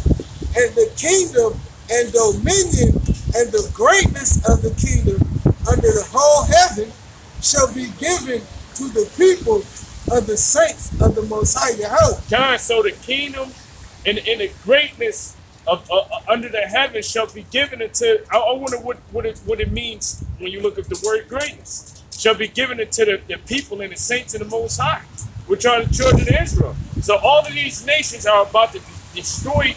They're about to destroy each other. All right, but they're gonna leave off from fighting against each other, and actually, the ones that's gonna do the most destroying is the Lord and the angels, man. You wanna take over? Yeah, we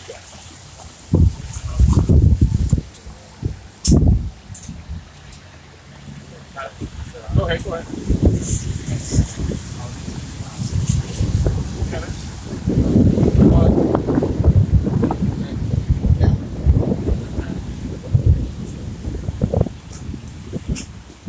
So basically, you know, the situation going on with the dudes, I just basically want to get into how brothers have to have order, basically. All right, how everything, the Most High Yahweh, he deals with order and he deals with a system. He puts the heads at the top. All right, it goes from ranking and file. Can somebody get in Psalm? Where's that? Oh, you know, I got your phone. Basically, King Saul was going off and he was trying to destroy King David, but David knew not to rise up against him because he was set over. All right, I think somebody got decently and in order.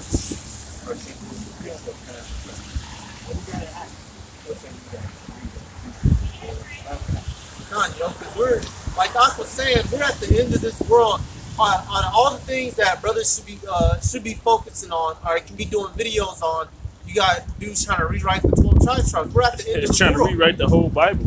You know, he has to throw. If that's the case, you have to throw out everything. We have to start all the way over. All right, and like just what happened with Korah. What's that? Say Abiram and Dotham. It's going to be shown who's who. It's going to be shown who Yahweh Bashim Yahushua is dealing with. Did it go one? No. You got something? Okay, can. No, it's just a while. Okay. No, don't worry about it. Can. Okay, can. Sure. Where all the umbrellas at? Zion probably has a question. This is you got it? Let all things be done in decently and in order.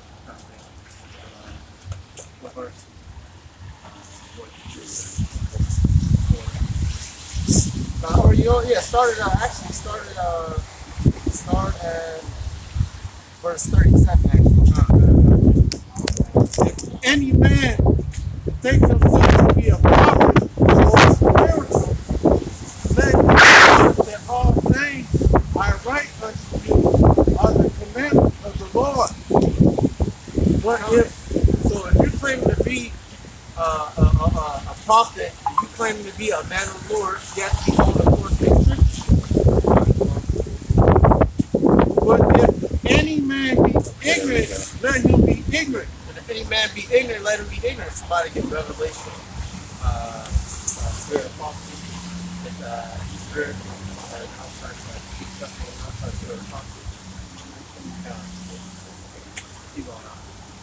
Verse 39, wherefore, brethren, covet to prophesy, and forbid not to speak with tongues.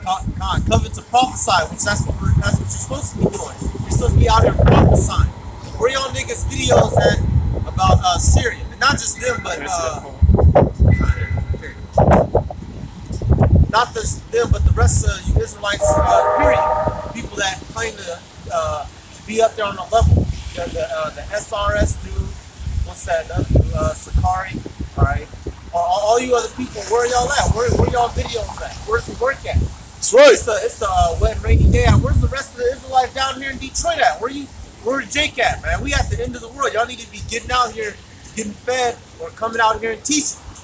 We don't have time for bullshit. Don't y'all see what times we living in? It's not the times we playing games all day, every day, chasing hoes, sitting up, smoking weed, posting on your computer, scoffing, putting out brothers' addresses.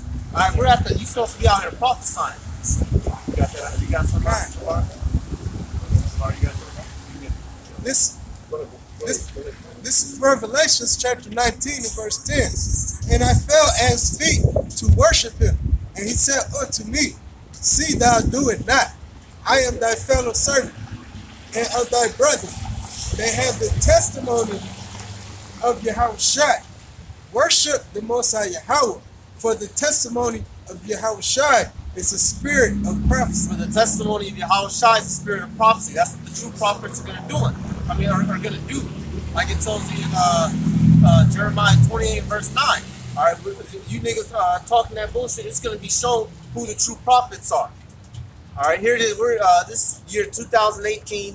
The Lord waited for he waited for Nazariah to be born. He waited for for Enoch to be born. Then he's gonna send his troop down. The Lord, he been sent down his comforter. All right, we got y'all not the comforters. Somebody get Revelation 22. They get that add on to it. They get the curses of the plague. I got something wrong. This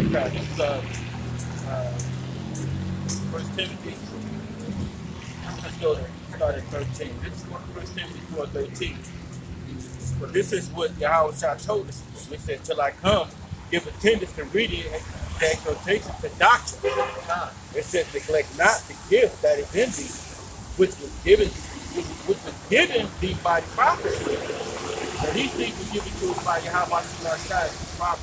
All the breakdowns of the 12 tribe signs, all Know who we are. know who we are. Knowing the names. Right, exactly. Well, that's another thing. This coming out here and prophesying, this is not your personal getting your heart's sorrows out. You're supposed to come out, teach our people who they are, give them the names Most High Yahweh, the names Yahushua. It's not a personal soapbox. You don't come out here, oh, somebody says something to me, I'm gonna spill. We don't come out here to spill out our own hearts. We come out here to preach straight out the scriptures, not to be going tick for tack, man. That's what y'all are doing. Y'all are coming out here trying to put your own name up on the platter. Somebody say something, oh, they talking about my Gucci bandana. So now you coming out with videos defending your Gucci bandana. You niggas did an hour and a half video talking about your Gucci bandana. That's not what we come out here and prophesy about. Ain't nobody getting fed off of that. What did Yahushua say? If you love me, feed my flock. Not come out and preach about why you can have your head covered when you prophesy, when it tells you that you're not supposed to. I gotta get to the point. You got more on that also? No. Okay, this is said, neglect not the gift that is in thee. Because the Most High, at least at the beginning, the Most High gave you a gift. You neglected it. You got into it. You know this, you know that. When you let those demons fester up thee. Because at the beginning, you was always that man. So the Most High, you put yourself in a trick bag. You know, thinking that you was the man. You know, getting up in the work, trying to think you doing the work. You know, lying to yourself, lying to brothers. Always had a gift for brothers. You know, that's what always about. You know, they can't get off. They can't get under that. You know what I mean? It says by prophecy, which the laying on the hands of the oppressed, meditate upon these things. Give thyself wholly to them, that thy profiting may appear to all. So meditating on these scriptures is not to come with your own, you know, stay in the path of work. This work of Yahweh. Do this will. Meditate, say day and night. Not to go do your own thing, to make your own doctrine. All right? This last one. It says, take heed unto thyself and unto the doctrine. Continue with them. Say, continue with the doctrine. Oh yeah, continue the doctrine that was taught. What it started with Elder Hoffman. prophets, high priest, down to our apostles and our Always down. Yeah, always down. Bro. No, this is a lineage. Just be happy that you're an Israelite. Get in where you fit in and come out and prophesy. Get the truth that was given to you. No. Hey, for two of you brothers there on the comment board, I know two of you brothers are from Detroit. Hey, just come down here, man. You know? Because a brother on the comment board mentioned about congregating, you know, or yeah, just come down here. Hey, we're down here from you know, on Woodward Street, you know, downtown Detroit, you know, from 1 to 4 every Saturday. You know, just come down here. It doesn't take. It takes you to come out here and faith to stand out here. Let you be that light. Come down here. We can't just go sit. Brothers want to go into like nice little rooms, warm and cozy and shit. Not getting on you, but still you got to come out here to these highways and byways to do this. We out here. You see the elements that we're doing with. You know, what has happened? You know, if something happens, you know, oh, you don't want nobody to see you. Yeah, brother, we down here. And we have jobs. You know what I mean? Hey, come on down this way, man. You show your faith this way, man. In season and out of season. Oh, there you go, bro. Because it's cold right now, and this rain is cold. The wind is cold. You know, the wind is blowing, breaking umbrellas, and you see us out here fighting, brothers. Get blown back when they pulling play it off like they ain't you know back. Nah, I ain't. Just come out, man. You know, we're out here dealing with it, and these are things that we're going through to prove our faith to Yahweh Shem Shai. That's right. You know, and coming out to the highways and hedges is the ultimate way to prove your faith to the Most High. Yeah, we can't save you by watching us on live stream. You got to come out here and work out your own salvation. It's not getting on the brother, but we got to. You know, hey, it's just for us too. All right, this is verse 16 again. You got to take heed unto thyself. Unto thyself and unto the doctrine. Continue in them, for in doing this thou shalt both save thyself. Thou shalt both save thyself and them that hear thee. So if you come to do this work, come and continue with the doctrine with truth and sincerity, and not going in your cubby hole and figuring out that you can try to make a new doctrine. A lot of this stuff, and like I always say, it's about money, man. It's about glorification of your own self. We only glorify Yahweh Shem Shai. Yeah, so it's money for money. It's all about, hey, we already know some of you brothers, some of you guys out there trying to get your own following. Not a 12-tribe breakdown chain. And like we really about to follow that. But they don't want nobody to follow the apostles with the scripture say. But they want them to follow them and doing that dirt all over from the zero. From all these years, and the internet about to be shut down. That's it. Right. But this is the right time for that, you know. But you got to come to us to get the information. That's what, and they're gonna be selling breakdown soon. Yeah, the Israelite Catholic Church. Yeah, kind of. Go. Anybody get more? Yeah, you got that. Oh, I just continue real quick. It says, "Rebuke not an elder, but entreat him as a father, and the younger man as brethren." Yeah, you. Hey, look, man, rebuking the apostles that started this work, the elders. Now you're going to Arias. Talk about his 12-tribe breakdown. Come on, man. The ones that. Yeah, y'all don't know who Ariah is, right? Y'all don't know who Elder Ariah is, right? And you know what they say. Gospel. You know what they say, exactly. You know what they saying. They're gonna say. Seven spirits gonna take hold of one man, spleen and swan.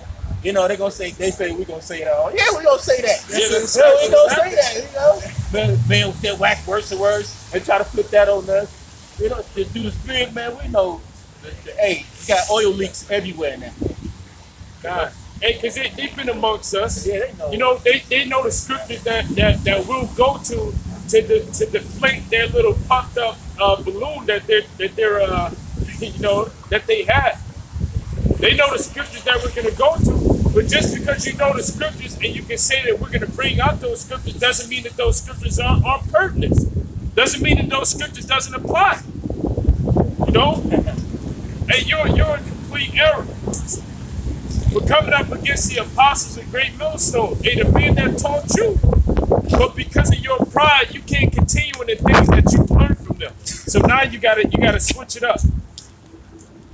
I got two. Can you get that? God. Come on, can you grab some? This is Revelations chapter 22 and verse 18. For I testify unto every man that heareth the words of the prophecy of this book. If any man shall add unto these things, the Most High Yahweh shall add unto him the plagues that are written in this book. Con, so if you out here preaching the word, all right, good doctrine, good and true doctrine, because you'll be speaking uprightly. But if you're out here mixing master and shit, you're a goddamn DJ, you're gonna be held accountable because people are gonna start believing what you get slave for that. Start believing that bullshit. Lord knows what's up behind that. Sound doctrine. The name of the Most High Yahweh. This is the name Yahweh Shai. The Hebrew Israelites are. Alright? The so-called Negroes, Latinos, and Native Americans. And there's nobody on this planet that can switch that. Alright?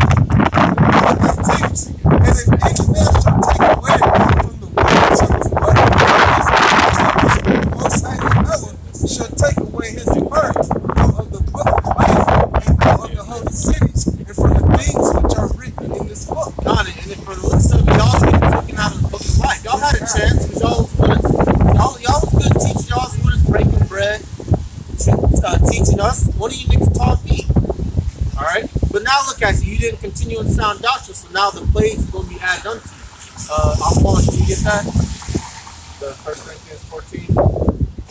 1 Corinthians chapter 14, verse 26. How is it then, brethren, when ye come together, every one of you have a psalm? So this is Paul talking. He's like, well, keep it inside. Have a psalm, have a doctrine, have a tongue, have a revelation. How come every time I come around, somebody, y'all got a new damn breakdown? Stick, and he's gonna say it. Stick to the doctrine. How come somebody got, this is this is that? That's why he said at another scripture, I'm glad that I didn't baptize you. Save, damn, I forgot two people. He didn't baptize everybody, just a couple. Con, because they all would have been saying, I'm a Paul, I'm a this, like he's saying in the scripture. You got it, I keep going. Have an interpretation. Let all things be done unto edifying. Con, let all things done unto edifying, not to your own glorification. Coming up with some shit so you can get your own following. So you can draw a poster with your faces on it so you can look like some fag superheroes. That's not what this truth is about. This is about simply serving your body as a living sacrifice in the name of Yahweh Bashem Yahweh Shai. Not trying to be that top man. You get that, Zion? God, you get your next one. This is 2 John 1:10. There come many unto you, and bring not this doctrine, receive him not into your house. Con, so y'all not gonna, Con, you're not gonna get you niggas Godspeed. Alright. No, that's the shit. That's funny. But Con, we're not gonna receive you, man. Y'all can't. That's not what that means. Con. You shake Esau's hand, don't you? You shake Edomite's hand, don't you?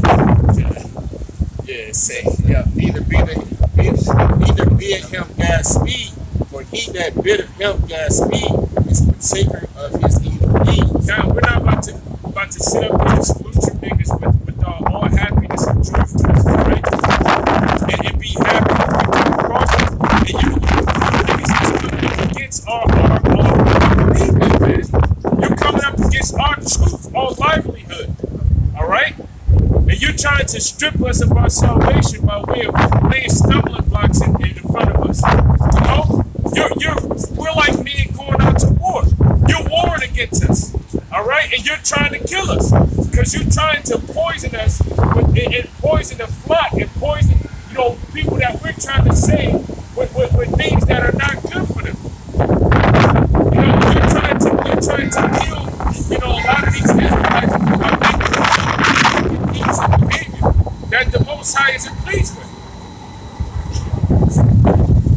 So we're not about to let you into our house. We're not about to salute you and bid you.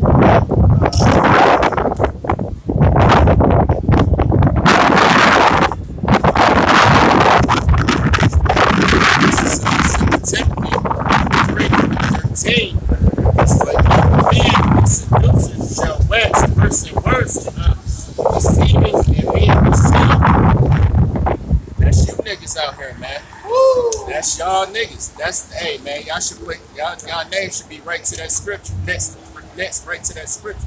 Next to that scripture, what I'm trying to say. You know what I'm saying? Because hey, you know how they had a little the breakdown of the scripture, the scripture talking about? Yep. Yeah, niggas. Right, you know what I'm saying? Because y'all niggas, so-called, when you were in this thing, so-called being humble, you know what I'm saying? You took under the teachers of the elders. The teachings of the elders and the apostles, you know what I'm saying? You was all with it. You know what I'm saying? You was with all the breakdowns. You know what I'm saying? You was basically, like a baby, being spoon-fed the scriptures. You know what I'm saying? And y'all was with it. But now all of a sudden, since y'all, been in this thing for a number of years, y'all think y'all, that, basically they got too big for your britches. It's the same, you get too big for your britches. You know what I'm saying? And now, everything that y'all learned, you know what I'm saying, everything's wrong all of a sudden. And that's wicked as hell because you got the hopeful elect. If it was possible, you know what I'm saying, you could see with the hopeful elect that you can't do it. But if it was possible, you deceiving them with these wicked ass doctrines out here. You know what I'm saying? Y'all going like way into left field. You know what I'm saying? All of a sudden the 12 tribes chart is wrong, it's off. And everybody come with, oh, it's wrong, this wrong, that's wrong. But y'all never have a rebuttal as to what is it then? If that ain't it, what is it? You know what I'm saying? It's like, man, hey, the scripts is supposed to be read precept upon precept. Simple as that. It goes back to the middle. You know what I'm saying? If y'all can't link this thing up precept upon precept, you know what I'm saying? It don't make sense. Simple as that. You know what I'm saying? Y'all say, oh, okay, this wrong. Oh, what they talking about? The missiles is an army. You know what I'm saying? Revelations, the 9th chapter, is actual men. It's an army. This, that, and the other. But you can't prove that shit though. Y'all don't have no kind of no records, no history. You know what I'm saying? Y'all got no precept to fortify what you saying. Y'all just saying it's wrong, basically. Just to be in the limelight, just to be in the basically.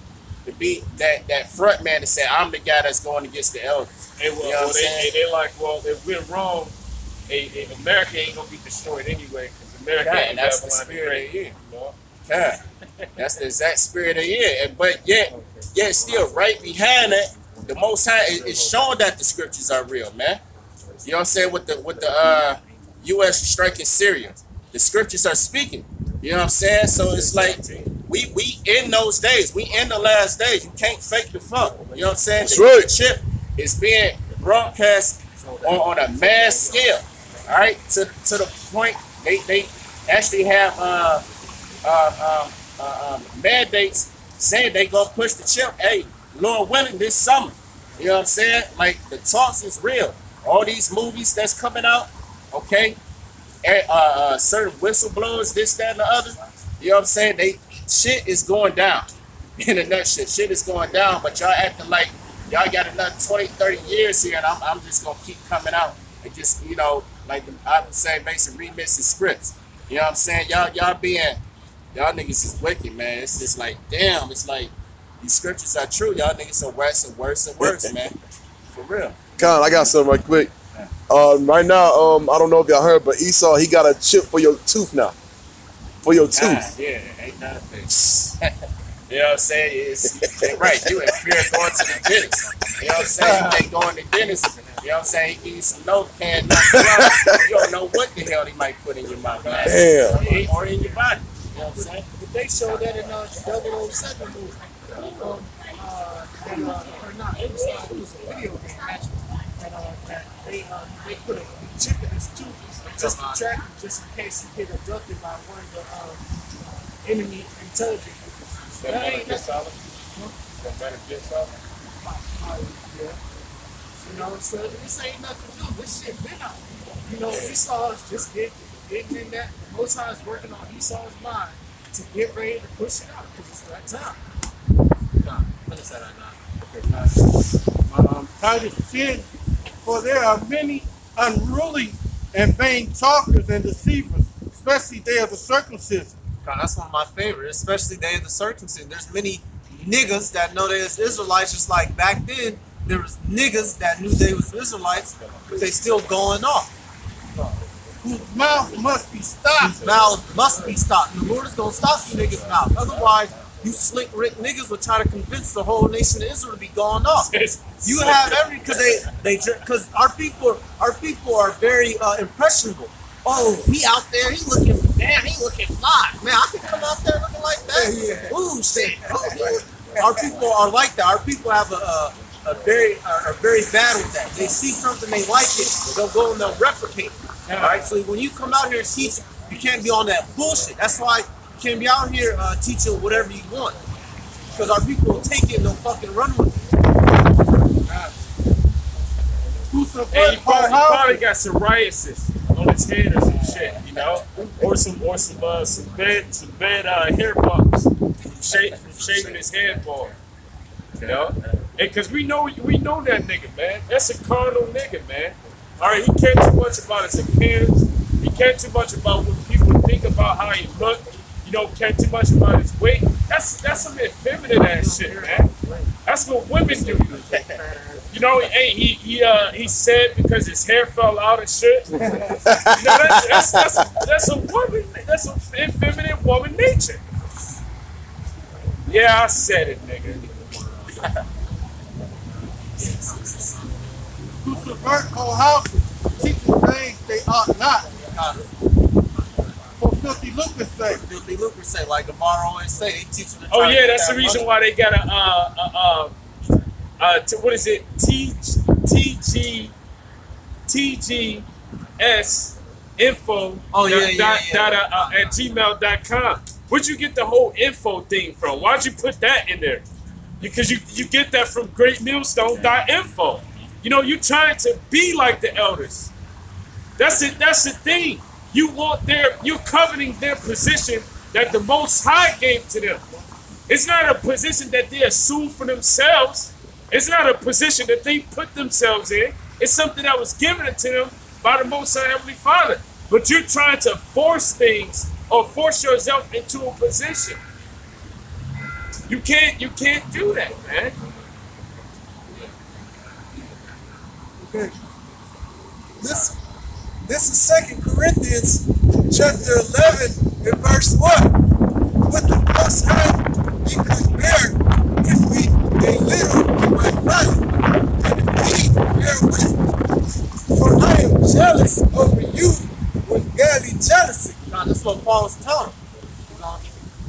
For I have espoused you to one husband, that I may present you as chaste, as a chaste version to a Mashiach Yahushua. And that's what he did, and that's what we're supposed to do.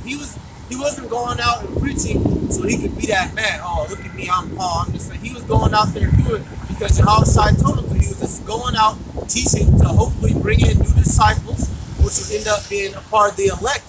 All right, and that's what we come out here to do. Not to make glory for ourselves. We come out here to one, Lord willing, secure us a spot on the chariot, but then to also wake up the rest of our Akim to secure them their spot so we can get the fuck up out of here. That's what it's about. And who, in y'all doctor, who is the elect? Since we don't know who the tribes are, since we don't know anything, it's a whole start over. Who's the elect? Who's the 144,000? Yeah, like who is it? Who's the 1/3? Who are the 12 tribes of Israel? Are you even an Israelite? Since you said get rid of the name, what are you then? What nation are you? The church status change? Yeah, the church status change. Are you a Levite still? What nation are y'all? Since y'all got rid of the names on the other side, on the other English, the Haitians aren't the Levites anymore. Who are they? I want to know who they are. Yeah, so what tribe is he from? Yeah, what tribe? Supposedly, doesn't his family go back to Tucson? So supposedly his family goes back to Tucson. What's his name? Leovatron? Slavery vote. Yeah, the slave revolt, nigga. Verse 3. But I fear, lest by any means, as the serpent beguiled Eve through his subtlety, so your mind should be corrupted. Yep. You niggas was beguiled by Satan. You started sitting up in your bed late at night after smoking some good bud. Man, you know what? Man, I think I got the new breakdown, man. Basically, let it go into slavery. What? You know, the niggas, you were beguiled by Satan the same way that you were. Corrupted from the simplicity that is in Yahushua.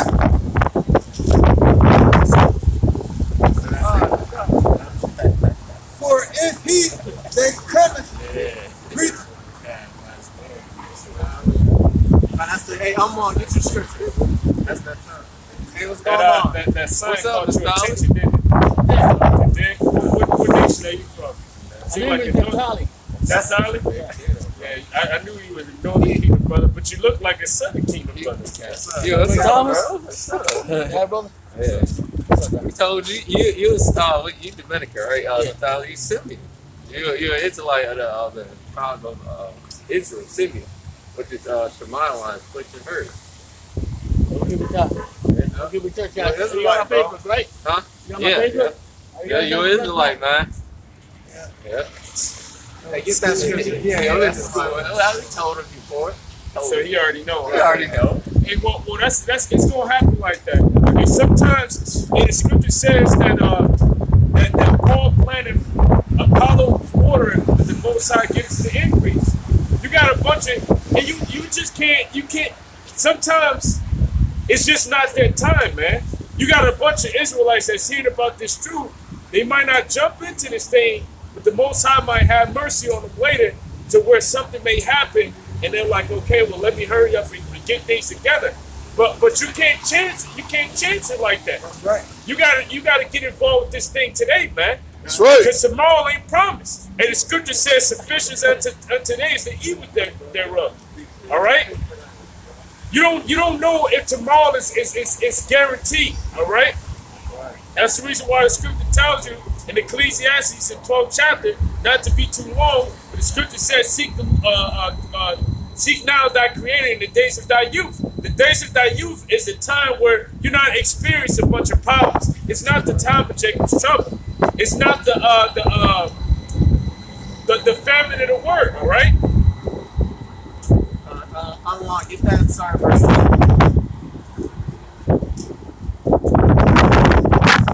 This is Galatians 1. Like that guy better get his shit together before it's too late, man. Verse 7. Which is not another, there be some that trouble. Verse 6. I marvel that ye are so soon removed from him that called you into the grace of Mashiach unto another gospel, which is not another, but there be some that trouble you and will pervert the gospel of Mashiach. Nah, so there is no other gospel outside of this. All right, that's why I said I was marveled that you were so soon removed. What, you want to go back and believe in some fake Greek God? You want to go off and do your own bullshit? Come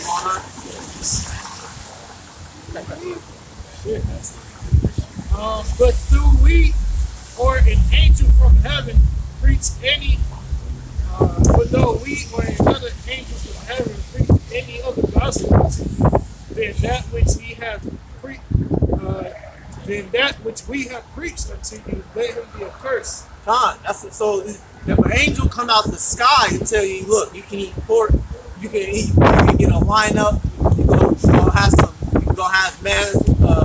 you can have sexual relations with a man. You supposed to be like, hell no, the law says this. The scriptures say that. The Most High said that.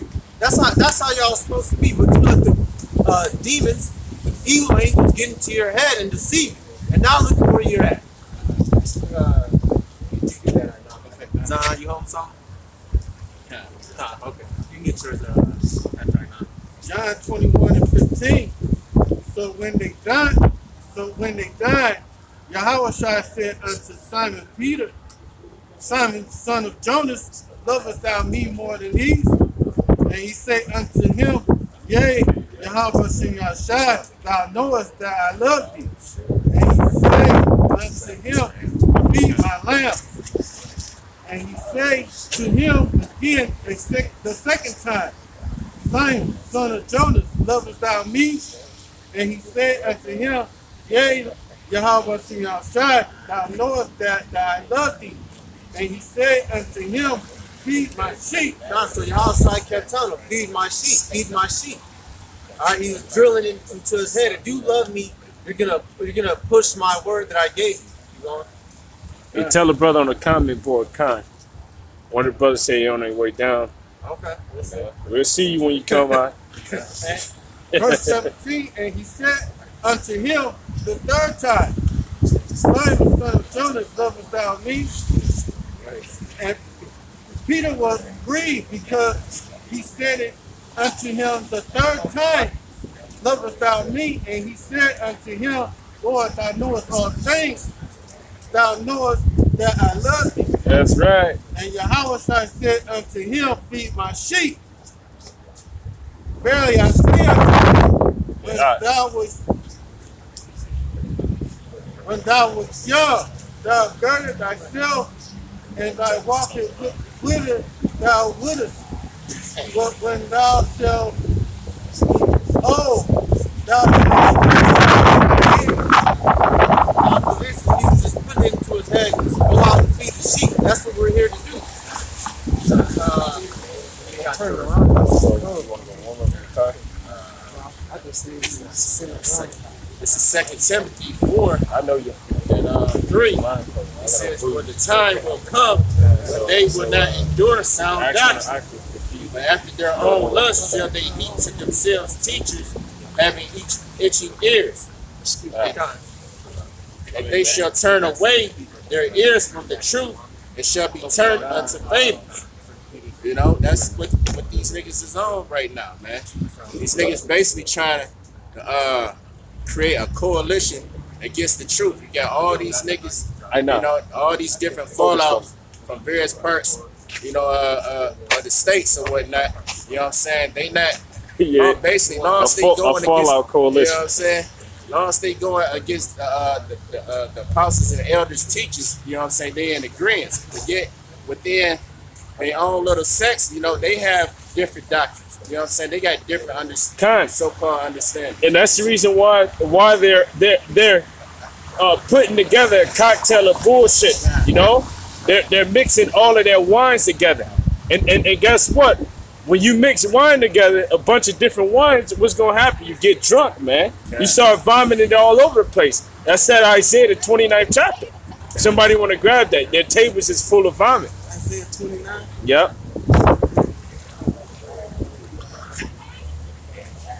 And what verse, brother?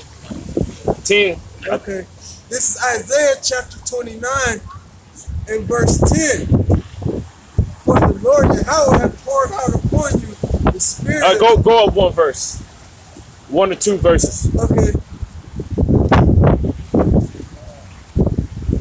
Okay, God. Isaiah 29 and verse 9. Stay yourselves and wonder. Cry ye out and cry. They are drunken, but not with wine. They stagger, but not with strong drink. For the Lord, Yahweh, poured out upon you the spirit of deep sleep, and have closed your eyes. The prophets and your rulers, the seers, have he covered. Their tables is full of vomit. You know? Right. And that wine is basically their doctrine. Their doctrine, you know what I'm saying? It's not that they literally drunk. You know what I'm saying? Although, I mean, the shit they coming out, it's like they say they either smoking big dope or these niggas is actually drunk coming out here trying to teach. Because like it's like every video is like it seems like they doing like for shock value. You know what I'm saying? Just like damn. You know what I'm saying? Just for people, you know, basically, you know, hoorah, and, you know, big up. And damn, yeah, that's right. And cheering them on, this, that, and the other. You know what I'm saying? But once again, you know what I'm saying? You're not breaking it down. You're not supporting. I'm more. Just putting the idea out there. You know what I'm saying? So again, you know, seduce people. You're playing the role of Satan right now. You know? Simple as that. What? Grab precepts. They have. Okay, this is finishing up in 2 Corinthians chapter 11, verse 4. For if he that cometh preacheth another Yahushua, whom we have not preached, or if ye received another spirit, which ye have not received, or another gospel, which is good news, which ye have not accepted, ye might well bear with it. The same thing as Galatians. Someone came teaching that you would have took and ran with it. That's why I even told him in the beginning, I'm jealous over you with a godly jealousy. Jealousy.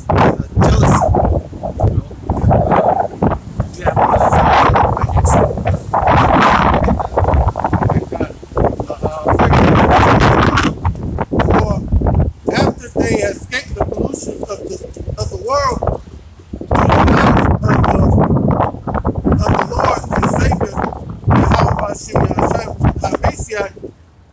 they were entangled therein and overcome. The latter end is worse with them than the beginning. For it had been better for them not to have known the way of righteousness than after they have known it and turned from the holy commandments delivered to them. Because why? Well, it goes with that one scripture. You're going to be double punished. It would have been better if you didn't know, because you would have just died the regular 2/3 death in the world. So now you're going to be held accountable because you know the names now. You knew the truth.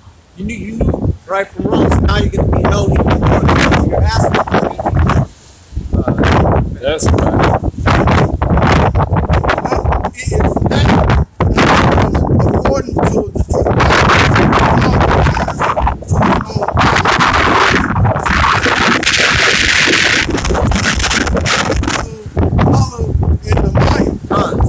the dog that just turned around and did his shit and is vomit, like a pig that just got clean and just went and rolled right back in the fucking filthy shit bowl. Man touched a dead body and he go and wash himself and he go back and touch it, another dead body would have fell off his washing. You know, so you came out of the world, you know, you repented of your sins and you came out of those philosophies that you believe in the world only to just go back to some more bullshit. You know, what was the whole point of you coming into the truth? Yeah. I'm on. You get that? You got it? This is Luke 17.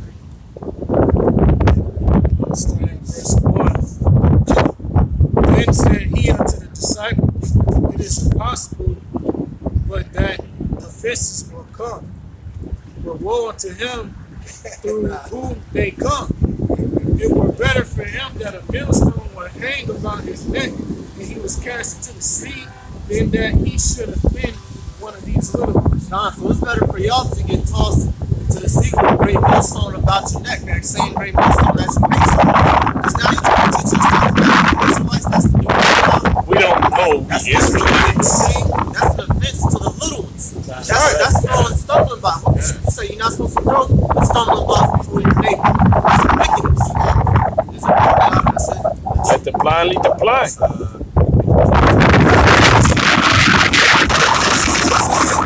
Chapter 8 in verse 20. To the law and to the testimony, if they speak not according to this word, it is because there is no light in them. And there's no light in y'all, like the brother said. Y'all done lost the oil. But this oil keep the burning, man. There's some light in y'all, man, because now, like the brother said, y'all said the Israelites, y'all just through, y'all finished. This is 1 John 4:1. Beloved, believe not every spirit, but try the spirits where they are of the Most High, because many false prophets are gone out into the world. You know, and that's how you know an Israelite, man. Try the spirit. You know what I'm saying? Catch they ride. You know what I'm saying? You conversate with them. And the things, I mean, hey man, we the ones that got the flavor. You know, you should know by now who Jacob is and who a heathen is. No matter their nationality, no matter what they look like. Okay. The apostle Gabar, he did a video maybe a month ago, a couple months ago about what's the guy Daryl Hall. I think it was Daryl Hall. Yeah, Khan. And you know, they were showing the guy Daryl Hall. He is basically jamming out with the guys from the OJs. You know what I'm saying? And basically, and they said themselves like that. I forget how he worded it, but basically he said Daryl Hall, he had too much soul to be a cracker. You know, in essence. You know what I'm saying? No matter what you look like, Jake has a certain way about them. There's a chick across the street with a Jake, and she looks like an Edomite, but that's a straight up fucking Judite, man. That's a straight up Judite right there. That's a nigga. You know what I'm saying? But yet we don't know who the tribes are. Oh, I started to take a picture of this guy that came into my job, man. This guy looked straight up like Esau, but he was Creole. He had blue eyes. He had fucking leprosy hair, but his facial feature, he looked just like a Jake, man. Yeah, you know, and when he talked, he sounded like a Jake. You know, and he joked like a Jake. He had too much sauce, man, just to be an Edomite, man. Just some kind. Yeah, I had a occurrence where I was going to the gas station, and he was an Edomite. You would swore he was an Edomite all day long. Visually, he looked like the atypical Edomite. But when he spoke, like I didn't see him. I walked down. You know what I'm saying? I'm getting something out of the gas station, and I'm hearing a guy talk. You know what I'm saying? And he's talking to basically this MB, matter of fact. You know what I'm saying? I guess they knew each other or whatever. And you know, he like, what's up? What's happening, mama? And this, that, and the other. You know what I'm saying? I'm like, I turned around like, where that voice coming from? Where that nigga go? You know what I'm saying? I'm like, damn. I'm like, that's a Jake right there, man. Like he was too cool for school. You know what I'm saying? He was too cool. You know what I'm saying? But basically, the tribe's chart is just a general representation of where the Israelites would end up. You know what I'm saying? We not saying, yeah, for certain. Well, how could I put it? Like, generally speaking, the Negroes are going to be Judites, okay, according to the prophecies. All right, Gad are going to are the Native Americans. Generally speaking, you know what I'm saying? We're not just saying, you know, every so-called Indian that you see, oh, that's automatically a Gadite. You know now they're saying, okay, well, how can this chart be accurate if the 12 tribes are supposed to be lost? Well, motherfucker, you didn't always know that you were an Israelite, man. Exactly. Come on, that's common sense. The Most High is giving us back the spirit, man. That's Ezekiel 37 chapter. We went over that earlier. That's also Revelations 11 and 11, man. After 3 days and a half, the spirit of life from the Most High shall enter back into them, man. We didn't always have the spirit of the life. That's the reason why we were counted as dead, man. Scripture tells you, Proverbs 21 and 16, the man that wandereth out of the way of understanding shall remain in the congregation of the dead. That's right. Right. We just supposed to remain lost. You know what I'm saying? So if that's the case, what? Do we got the name now? Cause then he gonna be coming out with that type of shit. Hey, we was lost. We was lost, but we was lost, but now we find. You know, You know. So it's like, hey, ain't like the script say, y'all niggas waxing worse and worse. But just to go back here, I'm gonna read this again. It says this is 1 John. Now, you know what they gonna do? They gonna say, well, that's not really what we meant by it. That's the same thing they did with that Babylonian bullshit. You know, they throw something out there to see the people's response to it, and then they try to come back later with an explanation of what they really meant and try to switch it up, man. You niggas are through, man. That's certain. That's certain. God, this is once again 1 John 4:1. Beloved, believe not every spirit, but try the spirits whether they are of the Most High. And y'all niggas right now, hey, y'all not walking that fine line, y'all. You know what I'm saying? Y'all not walking that line of being of the Most High, of being Israelites, of being, you know, men of the Lord. Okay? It says, because many false prophets are gone out into the world, hereby know ye the Spirit of the Most High. Every spirit that confesseth that Yahawashi HaMashiach is come in the flesh is of the Most High. And every spirit that confesseth not that Yahawashi HaMashiach is come in the flesh is not of the Most High. And this is that spirit of Antichrist, whereof ye have heard that it should come, and even now already is it in the world. John, right? Yeah. They're gonna be saying, now the brother just brought up that they say eventually they're gonna be saying that even a name. Because you don't just get that spirit. I noticed we already noticed a pattern from one of them that they start listening to certain other camps or certain other Israelite camps. They get into the mode and just start listening to y'all niggas. They start listening to what they call it, Yeshaya, and things of that nature. You know, they Mashiach, so you know, out there in other lands, like back over there in Chicago, they got so many different Israelite camps, even in the city of Detroit. You know, so these dudes are putting are sucking up wicked spirits. You know, they ain't go for them because it's a different word that hasn't been put out broadcast, because you know through the elders and apostles of Great Millstone they push out a certain doctrine, but it's different from what's been said. So the people that's been following them can see different revelations at the time that they hearing it now. Meaning, all I'm saying is they want to know the new thing that happened. Them guys that were in Acts. Acts 17. Acts 17. They want to know the new thing, or say the new thing. But that's what it was always about. Always want to glorify yourself. You know, when you're not glorifying your Yahawashi, we wait for you to change that name. Everybody taking their videos down. They're dropping the videos. Why they dropping the videos? Because they know that what they was preaching or teaching before was what the apostles was teaching. So whoever they dealing with through the Spirit, whoever they was dealing with, they can't show that they have that same doctrine when people go to research through their catalog. You know what I mean? Like, well, you contradicting yourself. You contradicting yourself, so they don't want to contradict themselves. They through the Spirit. I mean, look, man, you contradict yourself in front of the congregation of men of Israel. Can somebody grab that scripture in the book of Sirach that says, exalt not yourself lest you fall before the whole congregation? Talk about men lifting up themselves with pride. Go right along with you saying, Down, bro. So, and you know, I took it a long way, but it's all about they don't want to contradict themselves because look, they got the new breakdown. The breakdown, y'all breakdown is gonna get broken up. You know, it's broke already. Shit, it's broke. It's busted. It's like trying to punch somebody with a broke wrist and shit. Right, that's right, bro. And don't want to follow. Don't follow T-God or Taharish saying wicked shit like that.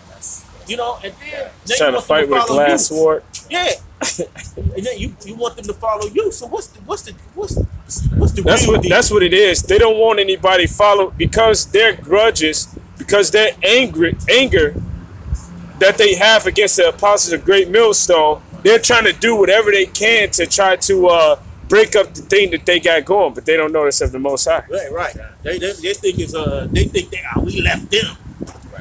Get the Spirit of the Lord gave you that big boot, remember? Gave you the big in your chest. Yes. Come on, man. This is elect. Only, bro. The elect not gonna change the doctrine. It say continue in the doctrine that you have learned. Not tweak it and twerk it to the point you just fall out the whole thing. Fall out the whole restricting. You know, you put all you try to renew a whole you try to make it so brand new that you brought the new revelation. That's all it was always about, man. Bringing out your own new revelation, man, to look beautiful in front of the congregation. You got something? This is rock. One and thirty. This is scriptures.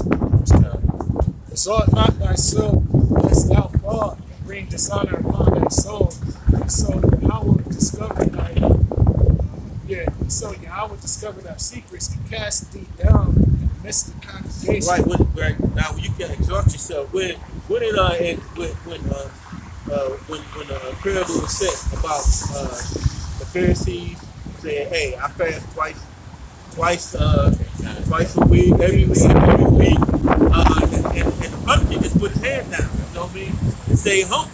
Now he exalted himself. Why? Because what? First he might have had money, he was able to do what he wanted to do, and he didn't have to really probably go and steal or rob, whatever he had to do. The publican, like, man, I just want to be saved, basically. Help, you know, but through these men, it's just the spirit. They let Satan get on. Now, how do you do that? You don't speak. That's why the apostle and the elders always said, do not go to these other camps. Look, watch it. It's spirits in them, in those camps, man. Words are spirits, man. They absorb it. Why did they absorb it? Because it was always in them. It was always in them. Because it was always private. They come in, still on weed, always had a hate for brothers in their heart, you know, a disdain for brothers, or a darker skinned brothers, or whatever, you know, or you know, just see, the Most High don't push nobody out for no reason. It's just the fact that you inhaled those demons, you took over, so you can be. They got that I want to be the man spirit, and that man spirit is gonna get you knocked on your ass, man. That's and right. when the missiles come, hey, you ain't gonna be able to say too much. Go ahead. Because thou camest not because thou camest not in truth to the fear of the Lord, but thy heart is full of deceit. Yeah, it was a lot of deceit. If you taking money, if you storing money for yourself, women, you know, or you're dealing with you know, under things that we don't know what happened. It ain't happening for no reason. God, got women at your Passover. At your Passover. That's how you know they've been listening to them other camps, man. When does that happen? Who does that? IUIC, right? Who does that? GOCC, right? That's really what it is. Where their mind is, they want to be the next Nate. They want to be the when you're trying to idolize or trying to imitate the wrong figures, man. Hey, there was and I'll never forget it. There was a video that was sent for me from the brother Abba from Atlanta. He sent a video from one of the brothers in Trinidad, which says the title of the video says that we have to be of the same spirit as the apostles, man. One mind and one accord. That's why we say in the name of Yahweh Hashem Yahweh, because they won and we won. You know what I mean? And what's the credo?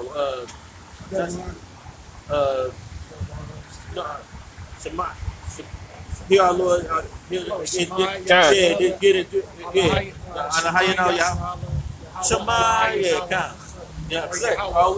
we're one, right? So thinking that we're one, they're one in wickedness, man. These days are about to be short. Y'all see Syria is about to get, you know, they about to go into Syria, but they kind of teetering. They did a little work, you know, little work. It ain't what they Syria said that that the American and his allies had to bark, but they ain't had to bite. Right, there you go. Because they knew they knew the Russians were not playing what they said. They shot down the missile. Hey, they gave him they told Trump it's gonna be not Trump. Putin. Putin said it's gonna be repercussions, man. Putin, Rasputin, I mean, Vladimir Putin, that's being silly, Rasputin. Vladimir Putin said it's gonna be repercussions, or what his ambassador said it's gonna be repercussions for you know, if you're gonna set foot in there. Yeah, they said that what America did was an insult to President Putin. You know? You can't. This thing is revving up, man. The hot spot is about to come. America's just gonna be obliterated. But before that, it's gonna be a big jail, a big concentration camp, and niggas escaping and people eating each other and things of that nature. You know, and hey man, y'all might it's a lot of other brothers in y'all type camp that might be good for the picking when that time comes. You know, they're gonna be eating y'all niggas. And watch how brotherly y'all gonna be. Y'all brotherly and wickedness. Somebody got something. You got that. It's on 5. It's on 5%. They got research over here.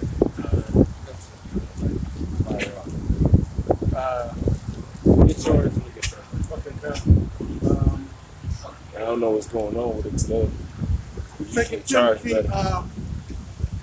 3 and 6 for this sort, that they which creep into houses and led captive silly women laden with sin, led away with diverse lusts, never learning and never be able to come to the knowledge of the truth. Right, you get to the point where now you just got to all that understanding that you had went out the door. Now, because you got the new revelation, this is what it really is. Let's evaporate the sign. The sign ain't really what it is. Now you saying that you got to get rid of who and who? Gadites and Haitians. Okay. Yeah, you got to get rid of. That's what they said. Yeah, you got to get rid of the Gadites and Haitians. So what? I mean, come on, man. That means that a couple of them niggas got to change their tribes. Right, even the one that's saying you got the main speaker and the cripple. You know. Yeah. Well, I told Zion, they changed the tribes of Jacob. It's only on 5%, so yeah. Exactly. You got it.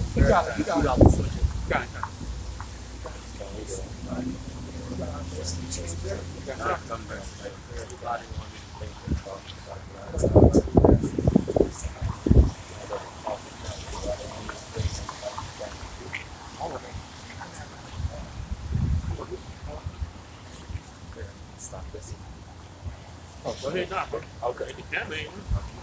Yeah, it is. Right now it is time. Hang on. All right, we're live. Right. So you got that